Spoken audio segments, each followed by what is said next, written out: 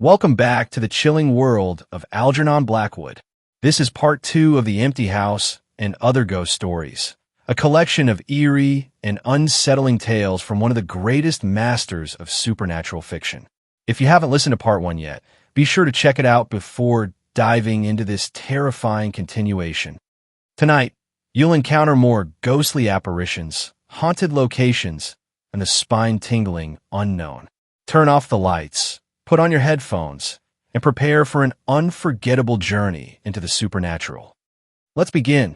Smith, an episode in a lodging house. When I was a medical student, began the doctor, half turning toward his circle of listeners in the firelight, I came across one or two very curious human beings. But there was one fellow I remember particularly, for he caused me the most vivid, and I think the most uncomfortable emotions I have ever known. For many months, I knew Smith only by name as the occupant of the floor above me. Obviously, his name meant nothing to me. Moreover, I was busy with lectures, reading, cliniques, and the like, and had little leisure to devise plans for scraping acquaintance with any of the other lodgers in the house. Then chance brought us curiously together, and this fellow Smith left a deep impression upon me as the result of our first meeting. At the time, the strength of this first impression seemed quite inexplicable to me. But looking back at the episode now from a standpoint of greater knowledge, I judged the fact to have been that he stirred my curiosity to an unusual degree, and at the same time awakened my sense of horror, whatever that may be in a medical student, about as deeply and permanently as these two emotions were capable of being stirred at all in the particular system and set of nerves called me. How he knew that I was interested in the study of languages was something I could never explain, but one day, quite unannounced, he came quietly into my room in the evening and asked me point blank if I knew enough Hebrew to help him in the pronunciation of certain words. He caught me along the line of least resistance, and I was greatly flattered to be able to give him the desired information. But it was only when he had thanked me and was gone that I realized I had been in the presence of an unusual individuality. For the life of me, I could not quite seize and label the peculiarities of what I felt to be a very striking personality. But it was borne upon me that he was a man apart from his fellows, a mind that followed a line leading away from ordinary human intercourse and human interests, and into regions that left in his atmosphere something remote, rarefied, chilling.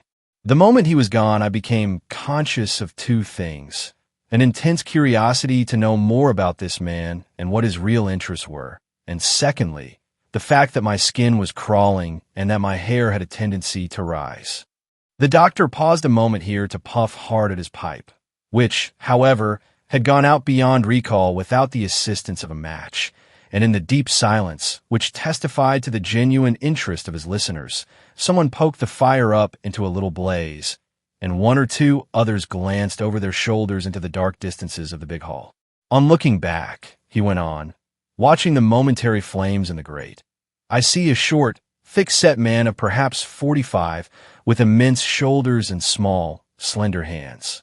The contrast was noticeable, for I remember thinking that such a giant frame and such slim finger bones hardly belonged together. His head, too, was large and very long, the head of an idealist beyond all question, yet with an unusually strong development of the jaw and chin. Here again was a singular contradiction, though I am better able now to appreciate its full meaning, with a greater experience in judging the values of physiognomy. For this meant, of course, an enthusiastic idealism balanced and kept in check by will and judgment, elements usually deficient in dreamers and visionaries. At any rate, here was a being with probably a very wide range of possibilities, a machine with a pendulum that most likely had an unusual length of swing.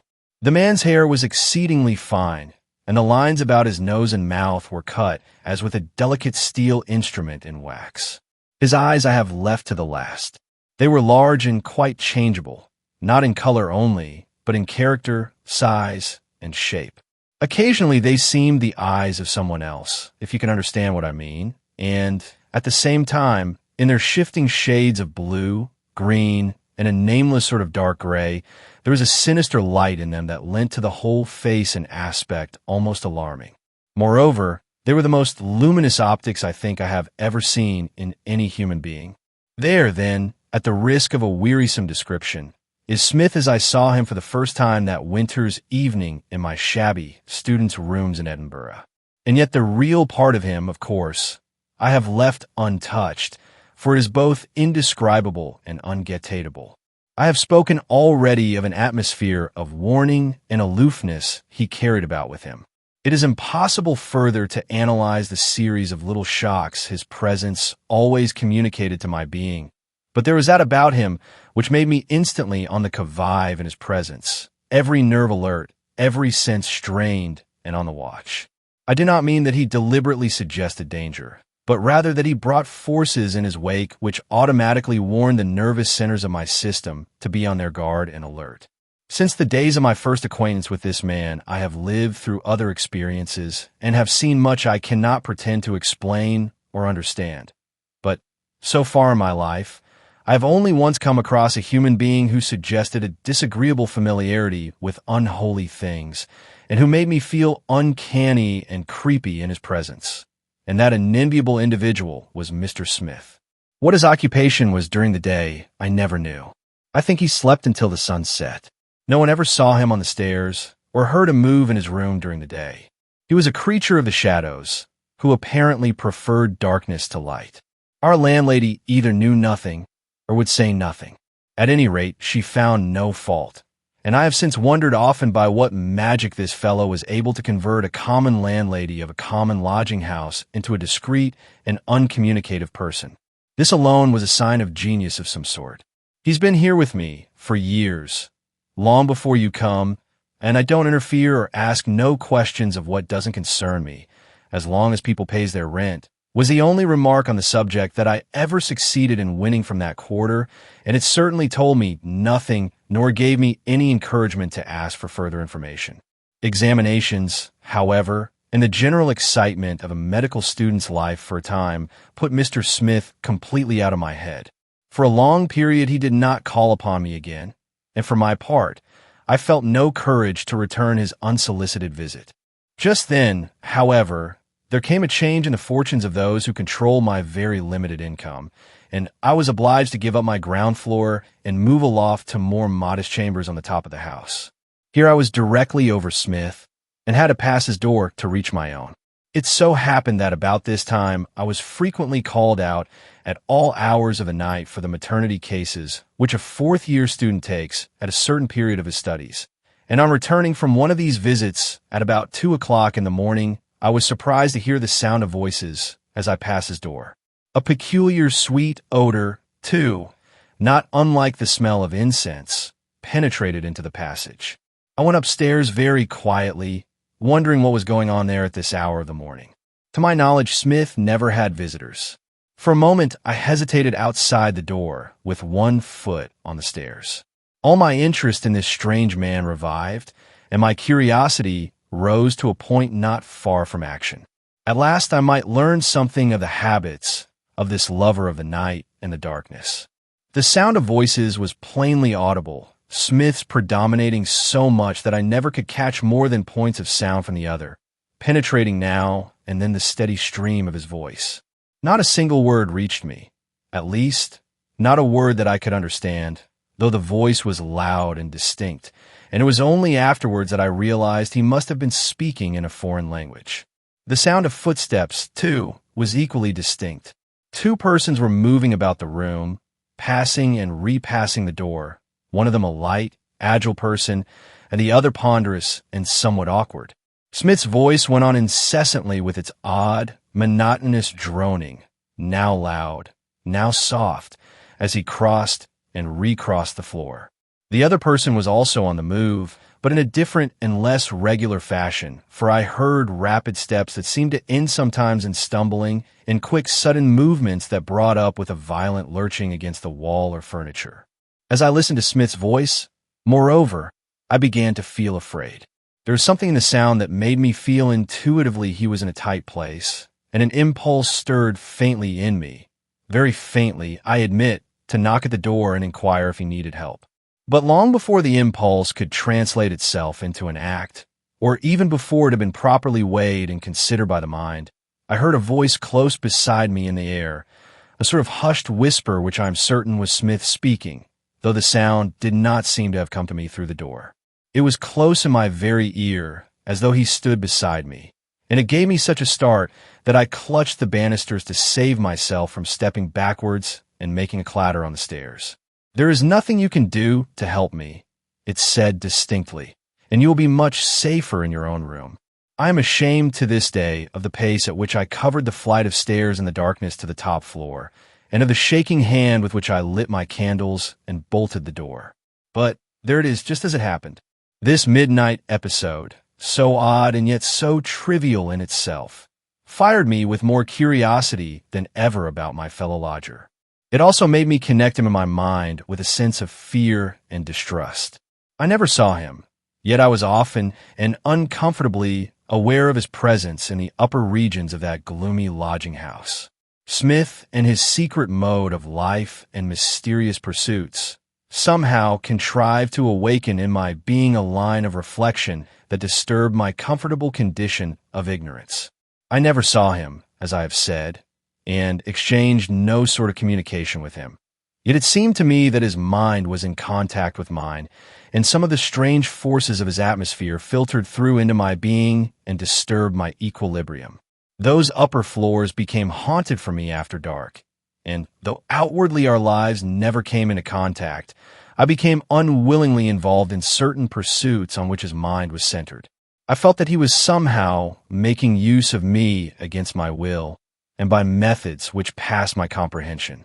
I was at that time, moreover, in the heavy, unquestioning state of materialism, which is common to medical students when they begin to understand something of the human anatomy and nervous system, and jump at once to the conclusion that they control the universe and hold in their forceps the last word of life and death. I knew it all, and regarded a belief in anything beyond matter as the wanderings of weak, or at best, untrained minds. And this condition of mind, of course, added to the strength of this upsetting fear which emanated from the floor below and began slowly to take possession of me. Though I kept no notes of the subsequent events in this matter, they made too deep an impression for me ever to forget the sequence in which they occurred. Without difficulty, I can recall the next step in the adventure with Smith, for adventure it rapidly grew to be. The doctor stopped a moment and laid his pipe on the table behind him before continuing. The fire had burned low, and no one stirred to poke it. The silence in the great hall was so deep that when the speaker's pipe touched the table, the sound woke audible echoes at the far end among the shadows. One evening, while I was reading, the door of my room opened and Smith came in. He made no attempt at ceremony. It was after 10 o'clock, and I was tired, but the presence of the man immediately galvanized me into activity. My attempts at ordinary politeness he thrust on one side at once, and began asking me to vocalize and then pronounce for him certain Hebrew words, and when this was done he abruptly inquired if I was not the fortunate possessor of a very rare rabbinical treatise, which he named. How he knew that I possessed this book puzzled me exceedingly, but I was still more surprised to see him cross the room and take it out of my bookshelf almost before I had had time to answer in the affirmative. Evidently, he knew exactly where it was kept. This excited my curiosity beyond all bounds, and I immediately began asking him questions. And though, out of sheer respect for the man, I put them very delicately to him, and almost by way of mere conversation, he had only one reply for the lot. He would look up at me from the pages of the book with an expression of complete comprehension on his extraordinary features, would bow his head a little, and say very gravely, "That, of course, is a perfectly proper question," which was absolutely all I could ever get out of him. On this particular occasion, he stayed with me perhaps 10 or 15 minutes. Then he went quickly downstairs to his room with my Hebrew treatise in his hand, and I heard him close and bolt his door. But a few moments later, before I had time to settle down to my book again, or to recover from the surprise his visit had caused me, I heard the door open, and there stood Smith once again beside my chair. He made no excuse for his second interruption, but bent his head down to the level of my reading lamp and peered across the flame straight into my eyes. "I hope," he whispered, "I hope you are never disturbed at night." I stammered, "Disturbed at night? "Oh no, thanks, at least not that I know of." "I'm glad," he replied gravely, appearing not to notice my confusion and surprise at his question. "But remember, should it ever be the case, please let me know at once." And he was gone down the stairs and into his room again. For some minutes, I sat reflecting upon his strange behavior. He was not mad, I argued, but was the victim of some harmless delusion that had gradually grown upon him as a result of his solitary mode of life. And from the books he used, I judged that it had something to do with medieval magic or some system of ancient Hebrew mysticism. The words he asked me to pronounce for him were probably words of power, which, when uttered with the vehemence of a strong will behind them, were supposed to produce physical results or set up vibrations in one's own inner being that had the effect of a partial lifting of the veil. I sat thinking about the man and his way of living and the probable effects in the long run of his dangerous experiments. And I can recall perfectly well the sensation of disappointment that crept over me when I realized that I had labeled his particular form of aberration, and that my curiosity would therefore no longer be excited. For some time I had been sitting alone with these reflections. It may have been 10 minutes, or it may have been half an hour, when I was aroused from my reverie by the knowledge that someone was again in the room, standing close beside my chair. My first thought was that Smith had come back again in his swift, unaccountable manner, but almost at the same moment I realized that this could not be the case at all, for the door faced my position, and it certainly had not been opened again. Yet, someone was in the room, moving cautiously to and fro, watching me, almost touching me. I was as sure of it as I was of myself, and though at the moment I do not think I was actually afraid, I am bound to admit that a certain weakness came over me and that I felt that strange disinclination for action, which is probably the beginning of the horrible paralysis of real terror. I should have been glad to hide myself, if that had been possible, to cower into a corner or behind a door or anywhere so that I could not be watched and observed. But, overcoming my nervousness with an effort of the will, I got up quickly out of my chair and held the reading lamp aloft so that it shone into all the corners like a searchlight. The room was utterly empty. It was utterly empty, at least to the eye, but to the nerves, and especially to that combination of sense perception, which is made up by all the senses acting together, and by no one in particular. There's a person standing there at my very elbow. I say person, for I can think of no appropriate word. For if it was a human being, I can only affirm that I had the overwhelming conviction that it was not, but that it was some form of life wholly unknown to me, both as to its essence and its nature. A sensation of gigantic force and power came with it, and I remember vividly to this day my terror on realizing that I was close to an invisible being who could crush me as easily as I could crush a fly, and who could see my every movement while itself remaining invisible. To this terror was added the certain knowledge that the being kept in my proximity for a definite purpose, and that this purpose had some direct bearing upon my well-being, indeed upon my life. I was equally convinced, for I became aware of a sensation of growing lassitude, as though the vitality were being steadily drained out of my body. My heart began to beat irregularly at first, then faintly. I was conscious, even within a few minutes, of a general drooping of the powers of life in the whole system, an ebbing away of self-control, and a distinct approach of drowsiness and torpor. The power to move, or to think out any mode of resistance, was fast leaving me, when there rose, in the distance as it were, a tremendous commotion. A door opened with a clatter, and I heard the peremptory and commanding tones of a human voice calling aloud in a language I could not comprehend. It was Smith, my fellow lodger, calling up the stairs, and his voice had not sounded for more than a few seconds, when I felt something withdrawn from my presence, from my person, indeed from my very skin. It seemed as if there was a rushing of air, and some large creature swept by me at about the level of my shoulders. Instantly the pressure on my heart was relieved, and the atmosphere seemed to resume its normal condition. Smith's door closed quietly downstairs as I put the lamp down with trembling hands. What had happened I do not know. Only I was alone again, and my strength was returning as rapidly as it had left me. I went across the room and examined myself in the glass. The skin was very pale, and the eyes dull. My temperature, I found, was a little below normal and my pulse faint and irregular. But these smaller signs of disturbance were as nothing compared with the feeling I had, though no outward signs bore testimony to the fact that I had narrowly escaped a real and ghastly catastrophe. I felt shaken, somehow shaken to the very roots of my being. The doctor rose from his chair and crossed over to the dying fire, so that no one could see the expression on his face as he stood with his back to the grate and continued his weird tale. It would be wearisome, he went on in a lower voice, looking over our heads as though he still saw the dingy top floor of that haunted Edinburgh lodging house. It would be tedious for me at this length of time to analyze my feelings or attempt to reproduce for you the thorough examination to which I endeavored then to subject my whole being, intellectual, emotional, and physical. I need only mention the dominant emotion with which this curious episode left me. The indignant anger against myself that I could ever have lost my self-control enough to come under the sway of so gross and absurd a delusion. This protest, however, I remember making with all the emphasis possible. And I also remember noting that it brought me very little satisfaction, for it was the protest of my reason only, when all the rest of my being was up in arms against its conclusions. My dealings with the delusion, however, were not yet over for the night.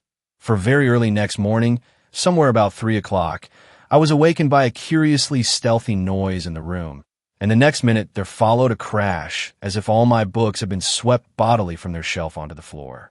But this time I was not frightened. Cursing the disturbance with all the resounding and harmless words I could accumulate, I jumped out of bed and lit the candle in a second, and in the first dazzle of the flaring match, but before the wick had time to catch, I was certain I saw a dark gray shadow of ungainly shape and with something more or less like a human head drive rapidly past the side of the wall farthest from me and disappear into the gloom by the angle of the door. I waited one single second to be sure the candle was alight, and then dashed after it, but before I had gone 2 steps, my foot stumbled against something hard piled up on the carpet, and I only just saved myself from falling headlong. I picked myself up and found that all the books from what I call my language shelf were strewn across the floor. The room, meanwhile, as a minute's search revealed, was quite empty. I looked in every corner and behind every stick of furniture, and a student's bedroom on a top floor, costing 12 shillings a week, did not hold many available hiding places, as you may imagine. The crash, however, was explained. Some very practical and physical force had thrown the books from their resting place. That, at least, was beyond all doubt. And as I replaced them on the shelf and noted that not one was missing, I busied myself mentally with the sore problem of how the agent of this little practical joke had gained access to my room and then escaped again. For my door was locked and bolted. Smith's odd question as to whether I was disturbed in the night, and his warning injunction to let him know at once if such were the case, now of course returned to affect me as I stood there in the early morning, cold and shivering on the carpet. But I realized at the same moment how impossible it would be for me to admit that a more than usually vivid nightmare could have any connection with himself. I would rather stand 100 of these mysterious visitations than consult such a man as to their possible cause. A knock at the door interrupted my reflections, and I gave a start that sent the candle grease flying. "Let me in," came in Smith's voice. I unlocked the door. He came in fully dressed. His face wore a curious pallor. It seemed to me to be under the skin and to shine through and almost make it luminous. His eyes were exceedingly bright. I was wondering what in the world to say to him or how he would explain his visit at such an hour when he closed the door behind him and came close up to me, uncomfortably close. "You should have called me at once," he said in his whispering voice, fixing his great eyes on my face. I stammered something about an awful dream, but he ignored my remark utterly, and I caught his eye wandering next, if any movement of those optics can be described as wandering, to the bookshelf. I watched him, unable to move my gaze from his person. The man fascinated me horribly for some reason. Why, in the devil's name, was he up and dressed at 3 in the morning? How did he know anything had happened unusual in my room? Then his whisper began again. It's your amazing vitality that causes you this annoyance, he said, shifting his eyes back to mine. I gasped. Something in his voice or manner turned my blood into ice. That's the real attraction, he went on. But if this continues, one of us will have to leave, you know.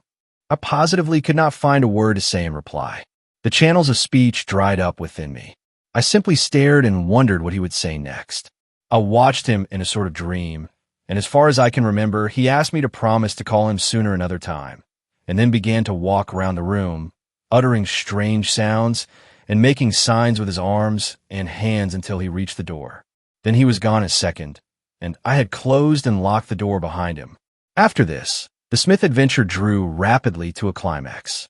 It was a week or two later, and I was coming home between 2 and 3 in the morning from a maternity case, certain features of which for the time being had very much taken possession of my mind, so much so, indeed, that I passed Smith's door without giving him a single thought. The gas jet on the landing was still burning, but so low that it made little impression on the waves of deep shadow that lay across the stairs. Overhead, the faintest possible gleam of gray showed that the morning was not far away. A few stars shone down through the skylight. The house was still as the grave, and the only sound to break the silence was the rushing of the wind round the walls and over the roof. But this was a fitful sound, suddenly rising and as suddenly falling away again, and it only served to intensify the silence. I had already reached my own landing when I gave a violent start. It was automatic, almost a reflex action in fact, for it was only when I caught myself fumbling at the door handle and thinking where I could conceal myself quickest that I realized a voice had sounded close beside me in the air. It was the same voice I had heard before, and it seemed to me to be calling for help. And yet the very same minute, I pushed on into the room, determined to disregard it, and seeking to persuade myself it was the creaking of the boards under my weight or the rushing noise of the wind that had deceived me. But hardly had I reached the table where the candles stood when the sound was unmistakably repeated. Help! Help! And this time it was accompanied by what I can only describe as a vivid tactile hallucination. I was touched. The skin of my arm was clutched by fingers. Some compelling force sent me headlong downstairs, as if the haunting forces of the whole world were at my heels. At Smith's door I paused. The force of his previous warning injunction to seek his aid without delay acted suddenly, and I lent my whole weight against the panels, little dreaming that I should be called upon to give help rather than to receive it. The door yielded at once, and I burst into a room that was so full of a choking vapor, moving in slow clouds, that at first I could distinguish nothing at all but a set of what seemed to be huge shadows passing in and out of the mist. Then, gradually, I perceived that a red lamp on the mantelpiece gave all the light there was, and that the room which I now entered for the first time was almost empty of furniture.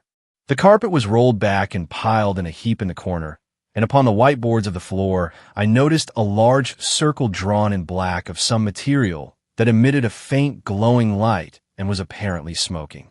Inside this circle, as well as at regular intervals outside it, were curious-looking designs, also traced in the same black, smoking substance. These, too, seemed to emit a feeble light of their own. My first impression on entering the room had been that it was full of people, I was going to say, but that hardly expresses my meaning.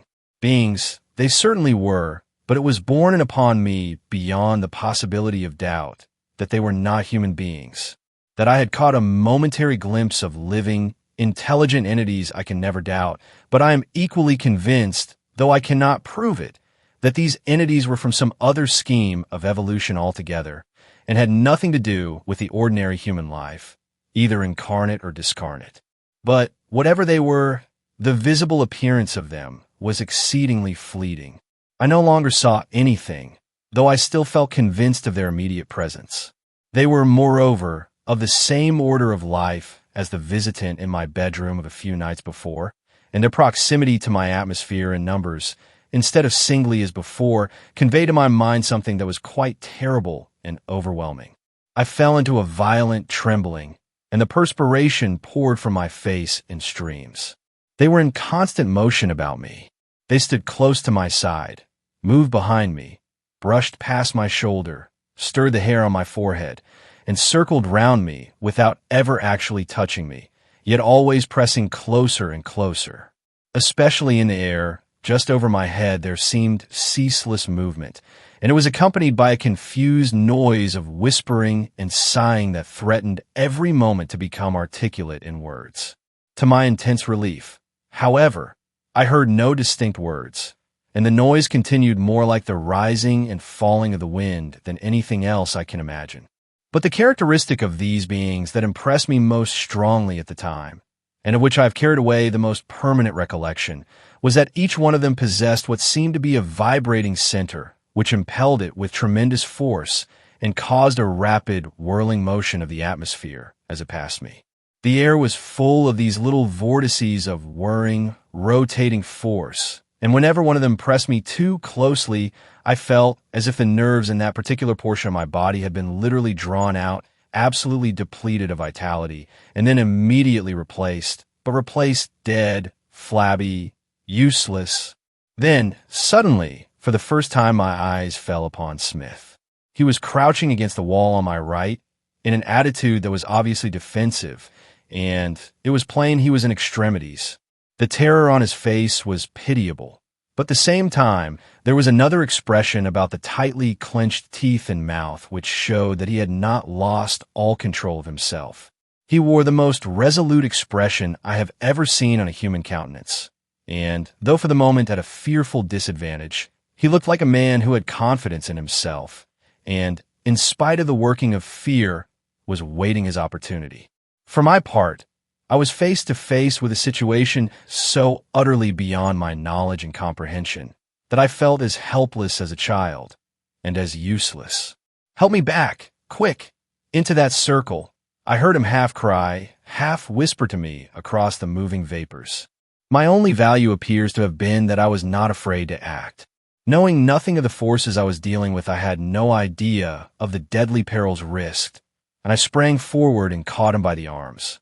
He threw all his weight in my direction, and by our combined efforts his body left the wall and lurched across the floor towards the circle.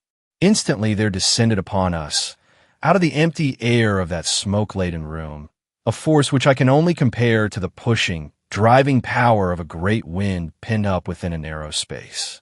It was almost explosive in its effect, and it seemed to operate upon all parts of my body equally. It fell upon us with a rushing noise that filled my ears and made me think for a moment the very walls and roof of the building had been torn asunder. Under its first blow, we staggered back against the wall, and I understood plainly that its purpose was to prevent us getting back into the circle in the middle of the floor. Pouring with perspiration and breathless, with every muscle strained to the very utmost, we at length managed to get to the edge of the circle. And at this moment, so great was the opposing force that I felt myself actually torn from Smith's arms, lifted from my feet, and twirled round in the direction of the windows, as if the wheel of some great machine had caught my clothes and was tearing me to destruction in its revolution. But even as I fell, bruised and breathless, against the wall, I saw Smith firmly upon his feet in the circle and slowly rising again to an upright position. My eyes never left his figure once in the next few minutes. He drew himself up to his full height. His great shoulders squared themselves. His head was thrown back a little, and as I looked, I saw the expression on his face change swiftly from fear to one of absolute command. He looked steadily round the room, and then his voice began to vibrate. At first in a low tone, it gradually rose till it assumed the same volume and intensity one had heard that night when he called up the stairs into my room.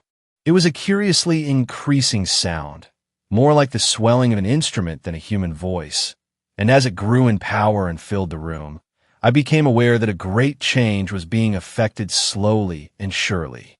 The confusion of noise and ruchings of air fell into the roll of long, steady vibrations not unlike those caused by the deeper pedals of an organ. The movements in the air became less violent, then grew decidedly weaker, and finally ceased altogether.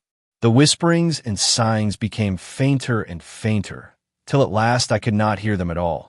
And, strangest of all, the light emitted by the circle, as well as by the designs round it, increased to a steady glow, casting their radiance upwards with the weirdest possible effect upon his features. Slowly, by the power of his voice, behind which lay undoubtedly a genuine knowledge of the occult manipulation of sound, this man dominated the forces that had escaped from their proper sphere, until at length the room was reduced to silence and perfect order again. Judging by the immense relief which also communicated itself to my nerves, I then felt that the crisis was over and Smith was wholly master of the situation. But hardly had I begun to congratulate myself upon this result, and to gather my scattered senses about me, when, uttering a loud cry, I saw him leap out of the circle and fling himself into the air, as it seemed to me, into the empty air. Then, even while holding my breath for dread of the crash he was bound to come upon the floor, I saw him strike with a dull thud against a solid body in mid-air, and the next instant he was wrestling with some ponderous thing that was absolutely invisible to me, and the room shook with the struggle. To and fro they swayed, sometimes lurching in one direction, sometimes in another, and always in horrible proximity to myself, as I leaned trembling against the wall and watched the encounter. It lasted at most but a short minute or two, ending as suddenly as it had begun. Smith, with an unexpected movement, threw up his arms with a cry of relief. At the same instant, there was a wild, tearing shriek in the air beside me, and something rushed past us with a noise like the passage of a flock of big birds. Both windows rattled as if they would break away from their sashes. Then a sense of emptiness and peace suddenly came over the room, and I knew that all was over. Smith, his face exceedingly white, but otherwise strangely composed, turned to me at once. "God, if you hadn't come, you deflected the stream, broke it up," he whispered. "You saved me." The doctor made a long pause. Presently he felt for his pipe in the darkness, groping over the table behind us with both hands. No one spoke for a bit, but all dreaded the sudden glare that would come when he struck the match. The fire was nearly out, and the great hall was pitch dark. But the storyteller did not strike that match. He was merely gaining time for some hidden reason of his own, and presently he went on with his tale in a more subdued voice. "I quite forget," he said, "how I got back to my own room.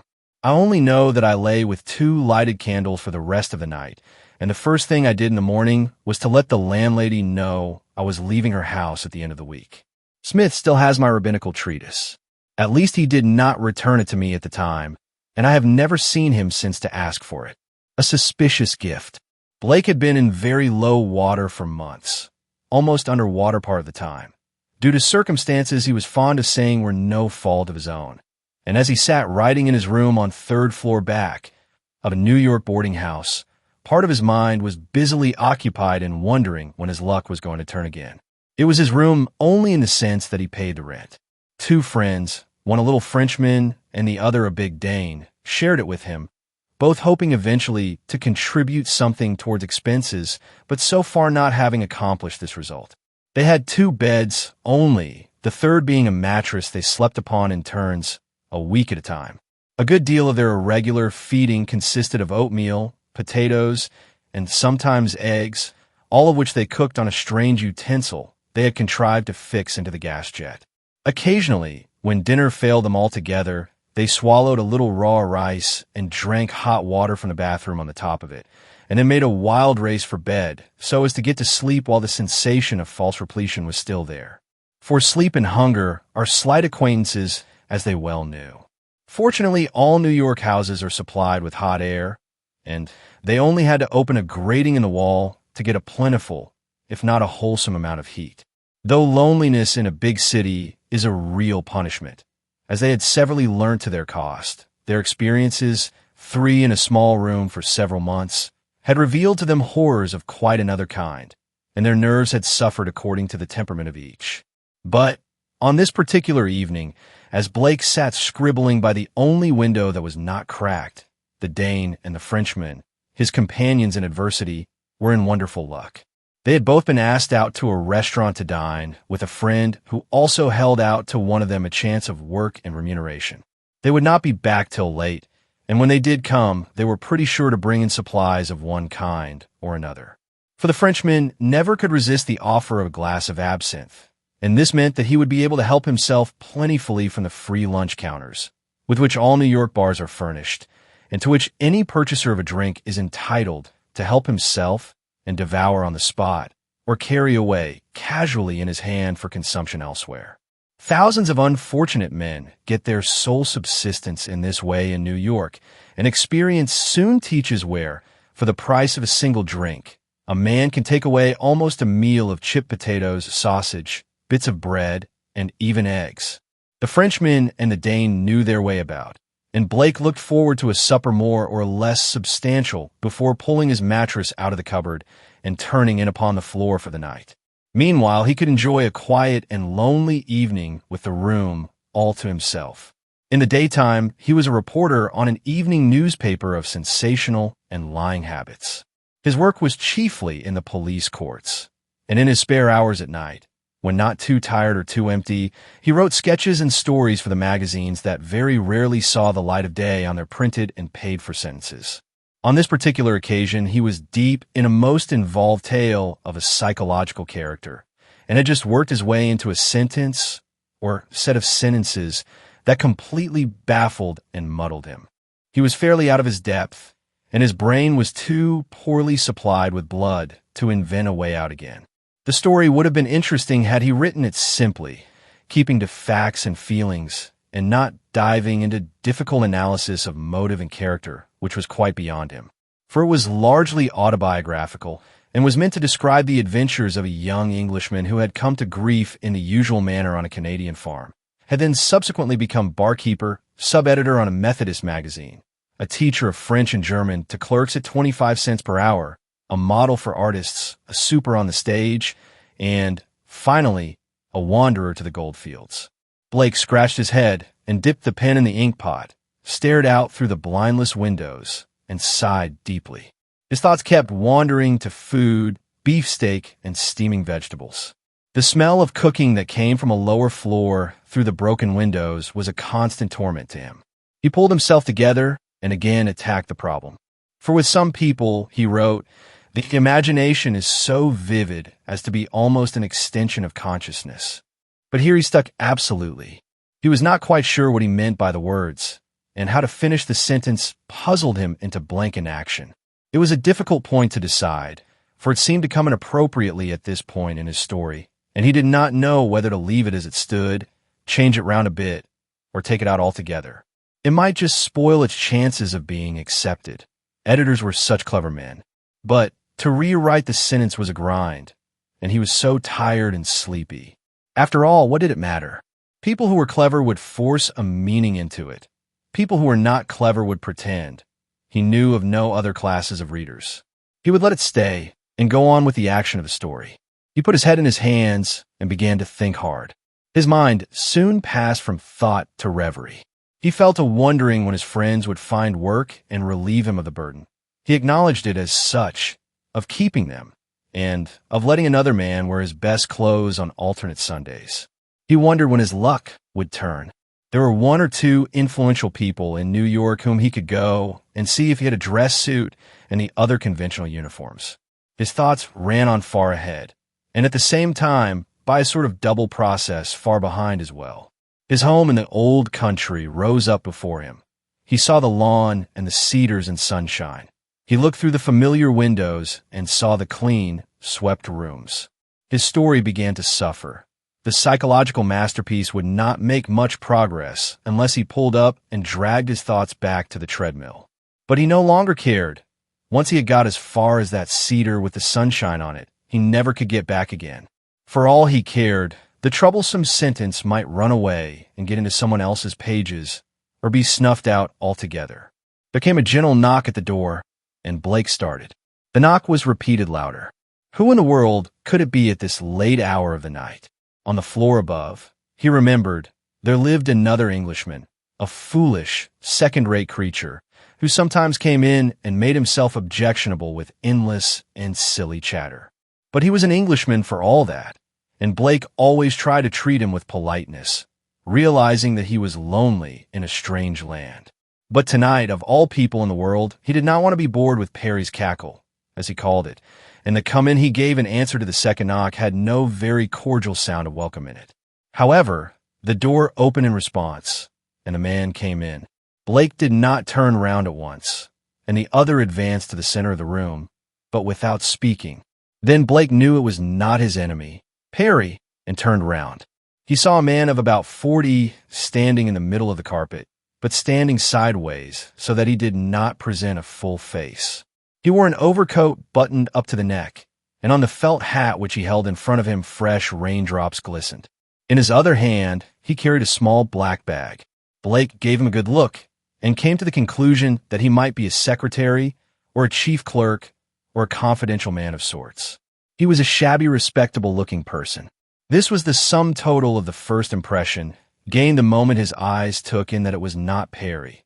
The second impression was less pleasant and reported at once that something was wrong. Though otherwise young and inexperienced, Blake, thanks or curses to the police corps training, knew more about common criminal blackguardism than most men of 50, and he recognized that there was somewhere a suggestion of this undesirable world about the man. But there was more than this. There was something singular about him, something far out of the common, though for the life of him Blake could not say wherein it lay. The fellow was out of the ordinary, and in some very undesirable manner.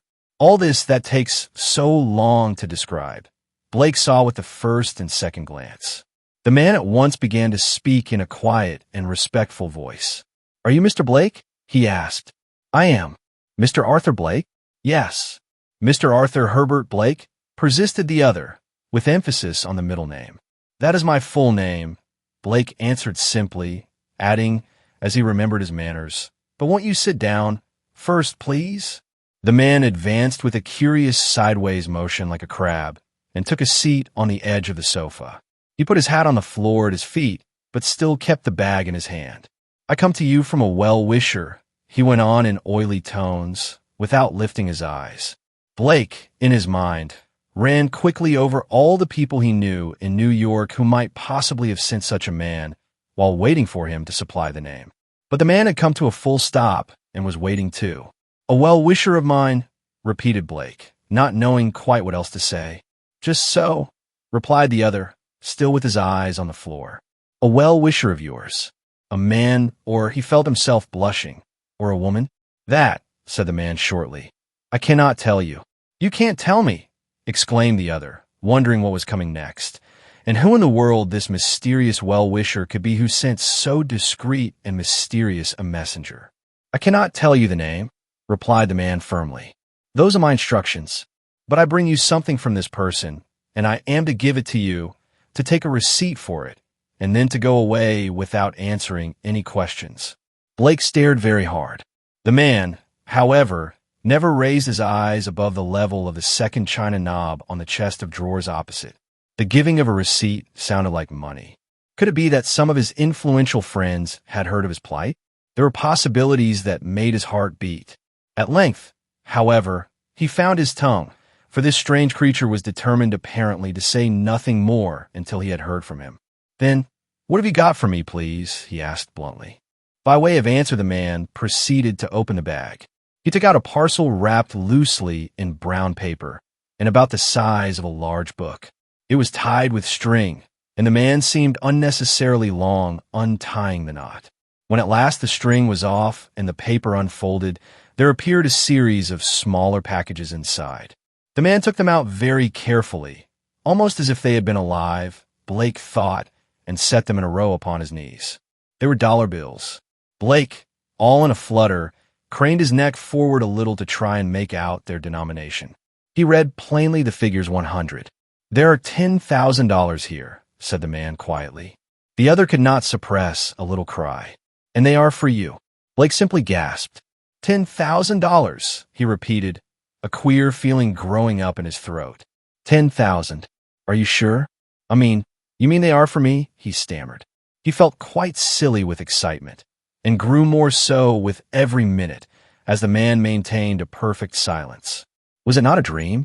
Wouldn't the man put them back in the bag presently and say it was a mistake and they were meant for somebody else? He could not believe his eyes or his ears. Yet, in a sense, it was possible. He had read of such things in books, and even come across them in his experience of the courts. the erratic and generous philanthropist who is determined to do his good deed and to get no thanks or acknowledgement for it. Still, it seemed almost incredible. His troubles began to melt away like bubbles in the sun. He thought of the other fellows when they came in, and what he would have to tell them. He thought of the German landlady and the arrears of rent, of regular food and clean linen, and books and music, of the chance of getting into some respectable business, of as many things as it is possible to think of when excitement and surprise fling wide open the gates of the imagination. The man, meanwhile, began quietly to count over the packages aloud from 1 to 10, and then to count the bills in each separate packet, also from 1 to 10. Yes, there were 10 little heaps, each containing 10 bills of $100 denomination. That made $10,000. Blake had never seen so much money in a single lump in his life before, and for many months of privation and discomfort he had not known the feel of a $20 note, much less of a $100 one. He heard them crackle under the man's fingers, and it was like crisp laughter in his ears. The bills were evidently new and unused. But, side by side with the excitement caused by the shock of such an event, Blake's caution, acquired by a year of vivid New York experience, was meanwhile beginning to assert itself. It all seemed just a little too much out of the likely order of things to be quite right. The police courts had taught him the amazing ingenuity of the criminal mind, as well as something of the plots and devices by which the unwary are beguiled into the dark places where blackmail may be levied with impunity. New York, as a matter of fact, just at that time was literally undermined with the secret ways of the blackmailers, the green goods men, and other police-protected abominations, and the only weak point in the supposition that this was part of some such proceeding was the selection of himself, a poor newspaper reporter, as a victim. It did seem absurd, but then the whole thing was so out of the ordinary, and the thought once having entered his mind was not so easily got rid of. Blake resolved to be very cautious. The man, meanwhile, though he never appeared to raise his eyes from the carpet, had been watching him closely all the time. "If you will give me a receipt, I'll leave the money at once," he said, with just a vestige of impatience in his tone, as if he were anxious to bring the matter to a conclusion as soon as possible. "But you say it is quite impossible for you to tell me the name of my well-wisher, or why she sends me such a large sum of money in this extraordinary way. The money is sent to you because you are in need of it, return the other, and it is a present without conditions of any sort attached. You have to give me a receipt only to satisfy the sender that it has reached your hands. The money will never be asked of you again." Blake noticed two things from this answer. First, that the man was not to be caught into betraying the sex of the well-wisher, and secondly, that he was in some hurry to complete the transaction. For he was now giving reasons, attractive reasons, why he should accept the money and make out the receipt. Suddenly it flashed across his mind that if he took the money and gave the receipt before a witness, nothing very disastrous could come of the affair. It would protect him against blackmail, if this was, after all, a plot of some sort with blackmail in it. Whereas if the man were a madman, or a criminal who was getting rid of a portion of his ill-gotten gains to divert suspicion, or if any other improbable explanation turned out to be the true one, there was no great harm done, and he could hold the money till it was claimed or advertised for in the newspapers. His mind rapidly ran over these possibilities, though, of course, under the stress of excitement, he was unable to weigh any of them properly. Then he turned to his strange visitor again and said quietly, "I will take the money, although I must say it seems to me a very unusual transaction, and I will give you for it such a receipt as I think proper under the circumstances." "A proper receipt is all I want," was the answer.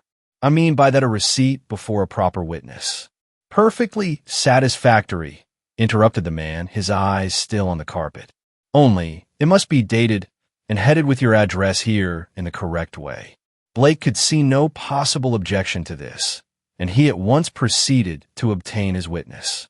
The person he had in his mind was a Mr. Barkley, who occupied the room above his own, an old gentleman who had retired from business and who, the landlady always said, was a miser and kept large sums secreted in his room.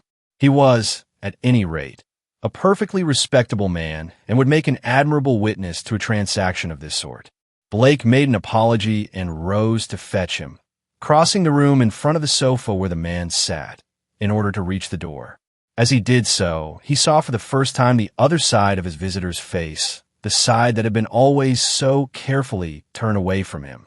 There was a broad smear of blood down the skin from the ear to the neck. It glistened in the gaslight. Blake never knew how he managed to smother the cry that sprang to his lips, but smother it he did. In a second, he was at the door, his knees trembling, his mind in a sudden and dreadful turmoil. His main object, so far as he could recollect afterwards, was to escape from the room as if he had noticed nothing, so as not to arouse the other's suspicions. The man's eyes were always on the carpet, and probably, Blake hoped, he had not noticed the consternation that must have been written plainly on his face. At any rate, he had uttered no cry. In another second he would have been in the passage, when suddenly he met a pair of wicked, staring eyes fixed intently, and with a cunning smile upon his own. It was the other's face in the mirror, calmly watching his every movement. Instantly, all his powers of reflection flew to the winds, and he thought only upon the desirability of getting help at once. He tore upstairs, his heart in his mouth. Barclay must come to his aid. This matter was serious, perhaps horribly serious. Taking the money, or giving a receipt, or having anything at all to do with it became an impossibility. Here was crime. He felt certain of it. In 3 bounds he reached the next landing and began to hammer at the old miser's door as if his very life depended on it. For a long time he could get no answer. His fists seemed to make no noise. He might have been knocking on cotton wool, and the thought dashed through his brain that it was all just like the terror of a nightmare. Barclay, evidently, was still out, or else sound asleep. But the other simply could not wait a minute longer in suspense. He turned the handle and walked into the room. At first he saw nothing for the darkness, and made sure the owner of the room was out. But the moment the light from the passage began a little to disperse the gloom, he saw the old man, to his immense relief, lying asleep on the bed. Blake opened the door to its widest to get more light, and then walked quickly up to the bed. He now saw the figure more plainly, and noted that it was dressed and lay only upon the outside of the bed. It struck him, too, that he was sleeping in a very odd, almost an unnatural position. Something clutched at his heart as he looked closer. He stumbled over a chair and found the matches. Calling upon Barclay the whole time to wake up and come downstairs with him, he blundered across the floor, a dreadful thought in his mind, and lit the gas over the table. It seemed strange that there was no movement or reply to his shouting. But it no longer seemed strange when at length he turned, in the full glare of the gas, and saw the old man lying huddled up into a ghastly heap on the bed, his throat cut across from ear to ear. And all over the carpet lay new dollar bills, crisp and clean like those he had left downstairs, and strewn about in little heaps. For a moment Blake stood stock still, bereft of all power of movement. The next, his courage returned, and he fled from the room and dashed downstairs, taking 5 steps at a time.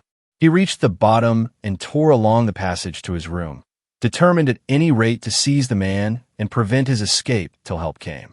But when he got to the end of the little landing, he found that his door had been closed. He seized the handle, fumbling with it in his violence. It felt slippery and kept turning under his fingers without opening the door, and fully half a minute passed before it yielded and let him in headlong. At the first glance, he saw the room was empty and the man gone. Scattered upon the carpet lay a number of the bills, and beside them, half hidden under the sofa where the man had sat, he saw a pair of gloves, thick, leathern gloves, and a butcher's knife. Even from the distance where he stood, the bloodstains on both were easily visible. Dazed and confused by the terrible discoveries of the last few minutes, Blake stood in the middle of the room, overwhelmed and unable to think or move. Unconsciously, he must have passed his hand over his forehead in a natural gesture of perplexity, for he noticed that the skin felt wet and sticky. His hand was covered with blood, and when he rushed in terror to the looking-glass, he saw that there was a broad red smear across his face and forehead. Then he remembered the slippery handle of the door and knew that it had been carefully moistened. In an instant, the whole plot became clear as daylight, and he was so spellbound with horror that a sort of numbness came over him, and he came very near to fainting. He was in a condition of utter helplessness, and had anyone come into the room at that minute and called him by name, he would simply have dropped to the floor in a heap. If the police were to come in now, the thought crashed through his brain like thunder, and at the same moment, almost before he had time to appreciate a quarter of its significance, there came a loud knocking at the front door below. The bell rang with a dreadful clamor. Men's voices were heard talking excitedly, and presently heavy steps began to come up the stairs in the direction of his room. It was the police, and all Blake could do was to laugh foolishly to himself and wait till they were upon him. He could not move nor speak. He stood face to face with the evidence of his horrid crime, his hands and face smeared with the blood of his victim. And there he was standing when the police burst open the door and came noisily into the room. "Here it is," cried a voice he knew. "Third floor back." And the fellow caught red-handed. It was the man with the bag leading in the two policemen. Hardly knowing what he was doing in the fearful stress of conflicting emotions, he made a step forward. But before he had time to make a second one, he felt the heavy hand of the law descend upon both shoulders at once as the two policemen moved up to seize him. At the same moment, a voice of thunder cried in his ear, "Wake up, man! Wake up! Here's the supper, and good news, too." Blake turned with a start in his chair and saw the Dane, very red in the face, standing beside him, a hand on each shoulder, and a little further back he saw the Frenchman leering happily at him over the end of the bed, a bottle of beer in one hand and a paper package in the other. He rubbed his eyes, glancing from one to the other, and then got up sleepily to fix the wire arrangement on the gas jet to boil water for cooking the eggs, which the Frenchman was in momentary danger of letting drop upon the floor. The strange adventures of a private secretary in New York 1. It was never quite clear to me how Jim Shorthouse managed to get his private secretaryship, but once he got it, he kept it, and for some years he led a steady life and put money in the savings bank. One morning his employer sent for him into the study, and it was evident to the secretary's trained senses that there was something unusual in the air. "Mr. Shorthouse," he began, somewhat nervously, "I have never yet had the opportunity of observing whether or not you are possessed of personal courage." Shorthouse gasped, but he said nothing. He was growing accustomed to the eccentricities of his chief. Shorthouse was a Kentish man. Sidebotham was raised in Chicago. New York was the present place of residence. But the other continued with a puff at his very black cigar, "I must consider myself a poor judge of human nature in future if it is not one of your strongest qualities." The private secretary made a foolish little bow in modest appreciation of so uncertain a compliment. "Mr. Jonas B." Sidebotham watched him narrowly, as the novelists say, before he continued his remarks. "I have no doubt that you are a plucky fellow, and—" He hesitated and puffed at his cigar as if his life depended upon it keeping alight. "I don't think I'm afraid of anything in particular, sir, except women," interposed the young man, feeling that it was time for him to make an observation of some sort, but still quite in the dark as to his chief's purpose. "Humph," he grunted. "Well, there are no women in this case, so far as I know. But there may be other things that hurt more. Want a special service of some kind, evidently," was the secretary's reflection. "Personal violence?" he asked aloud. "Possibly, puff. In fact, puff, probably." Shorthouse smelt an increase of salary in the air. It had a stimulating effect. "I've had some experience of that article, sir," he said shortly, "but I'm ready to undertake anything in reason. I can't say how much reason or unreason there may prove to be in this particular case. It all depends." Mr. Sidebotham got up and locked the door of his study and drew down the blinds of both windows. Then he took a bunch of keys from his pocket and opened a black tin box. He ferreted about among blue and white papers for a few seconds, enveloping himself as he did so in a cloud of blue tobacco smoke. "I feel like a detective already," Shorthouse laughed. "Speak low, please," returned the other, glancing round the room. "We must observe the utmost secrecy. Perhaps you would be kind enough to close the registers," he went on in a still lower voice. "Open registers have betrayed conversations before now." Shorthouse began to enter into the spirit of the thing. He tiptoed across the floor and shut the two iron gratings in the wall that in American houses supply hot air and are termed registers. Mr. Sidebotham had meanwhile found the paper he was looking for. He held it in front of him and tapped it once or twice with the back of his right hand, as if it were a stage letter and himself the villain of the melodrama. "This is a letter from Joel Garvey, my old partner," he said at length. "You have heard me speak of him." The other bowed. He knew that many years before Garvey and Sidebotham had been well known in the Chicago financial world. He knew that the amazing rapidity with which they accumulated a fortune had only been surpassed by the amazing rapidity with which they had immediately afterwards disappeared into space. He was further aware, his position afforded facilities, that each partner was still to some extent in the other's power, and that each wished most devoutly that the other would die. The sins of his employer's early years did not concern him, however. The man was kind and just, if eccentric, and Shorthouse, being in New York, did not probe to discover more particularly the sources whence his salary was so regularly paid.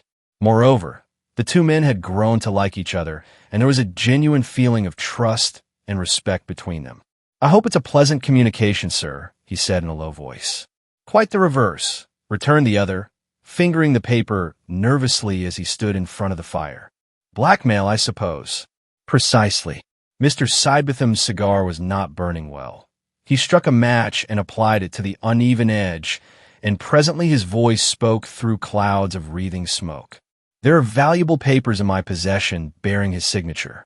I cannot inform you of their nature, but they are extremely valuable to me. They belong, as a matter of fact, to Garvey as much as to me. Only I've got them." "I see. Garvey writes that he wants to have his signature removed, wants to cut it out with his own hand. He gives reasons which incline me to consider his request. And you would like me to take him the papers and see that he does it? And bring them back again with you," he whispered, screwing up his eyes into a shrewd grimace. "And bring them back again with me," repeated the secretary. "I understand perfectly." Shorthouse knew from unfortunate experience more than a little of the horrors of blackmail. The pressure Garvey was bringing to bear upon his old enemy must be exceedingly strong. That was quite clear. At the same time, the commission that was being entrusted to him seemed somewhat quixotic in its nature. He had already enjoyed more than one experience of his employer's eccentricity, and he now caught himself wondering whether this same eccentricity did not sometimes go further than eccentricity. "I cannot read the letter to you," Mr. Sidebotham was explaining, "but I shall give it into your hands. It will prove that you are my accredited representative. I shall also ask you not to read the package of papers. The signature in question you will find, of course, on the last page at the bottom." There was a pause of several minutes, during which the end of the cigar glowed eloquently. "Circumstances compel me," he went on at length, almost in a whisper, "or I should never do this. But you understand, of course, the thing is a ruse. Cutting out the signature is a mere pretense. It is nothing. What Garvey wants are the papers themselves." The confidence reposed in the private secretary was not misplaced. Shorthouse was as faithful to Mr. Sidebotham as a man ought to be to the wife that loves him. The commission itself seemed very simple. Garvey lived in solitude in the remote part of Long Island. Shorthouse was to take the papers to him, witness the cutting out of the signature, and to be specially on his guard against any attempt, forcible or otherwise, to gain possession of them. It seemed to him a somewhat ludicrous adventure, but he did not know all the facts, and perhaps was not the best judge. The two men talked in low voices for another hour, at the end of which Mr. Sidebotham drew up the blinds, opened the registers, and unlocked the door. Shorthouse rose to go. His pockets were stuffed with papers and his head with instructions. But when he reached the door, he hesitated and turned. "Well," said his chief. Shorthouse looked him straight in the eye and said nothing. "The personal violence, I suppose," said the other. Shorthouse bowed. "I have not seen Garvey for 20 years, he said. "All I can tell you is that I believe him to be occasionally of unsound mind. I have heard strange rumors. He lives alone, and in his lucid intervals studies chemistry. It was always a hobby of his. But the chances are 20 to 1 against his attempting violence. I only wish to warn you, so that you may be on the watch." He handed his secretary a Smith & Wesson revolver as he spoke. Shorthouse slipped it into his hip pocket and went out of the room. A drizzling cold rain was falling on fields covered with half-melted snow when Shorthouse stood, late in the afternoon, on the platform of the lonely little Long Island station and watched the train he had just left vanish into the distance. It was a bleak country that Joel Garvey, Esq., formerly of Chicago, had chosen for his residence, and on this particular afternoon it presented a more than usually dismal appearance. An expanse of flat fields covered with dirty snow stretched away on all sides till the sky dropped down to meet them. Only occasional farm buildings broke the monotony, and the road wound along muddy lanes, and beneath dripping trees swathed in the cold raw fog that swept in like a pall of the dead from the sea. It was 6 miles from the station to Garvey's house, and the driver of the rickety buggy Shorthouse had found at the station was not communicative. Between the dreary landscape and the drearier driver he fell back upon his own thoughts, which, but for the spice of adventure that was promised, would themselves have been even drearier than either. He made up his mind that he would waste no time over the transaction. The moment the signature was cut out, he would pack up and be off. The last train back to Brooklyn was 7:15, and he would have to walk the 6 miles of mud and snow, for the driver of the buggy had refused point-blank to wait for him. For purposes of safety, Shorthouse had done what he flattered himself was rather a clever thing. He had made up a second packet of papers identical in outside appearance with the first. The inscription, the blue envelope, the red elastic band, and even a blot in the lower left-hand corner had been exactly reproduced. Inside, of course, were only sheets of blank paper. It was his intention to change the packets and to let Garvey see him put the sham one into the bag. In case of violence, the bag would be the point of attack, and he intended to lock it and throw away the key. Before it could be forced open and the deception discovered, there would be time to increase his chances of escape with the real packet. It was 5 o'clock when the silent Jehu pulled up in front of a half-broken gate and pointed with his whip to a house that stood in its own grounds among trees and was just visible in the gathering gloom. Shorthouse told him to drive up to the front door, but the man refused. "I ain't running no risks," he said. "I've got a family." This cryptic remark was not encouraging, but Shorthouse did not pause to decipher it.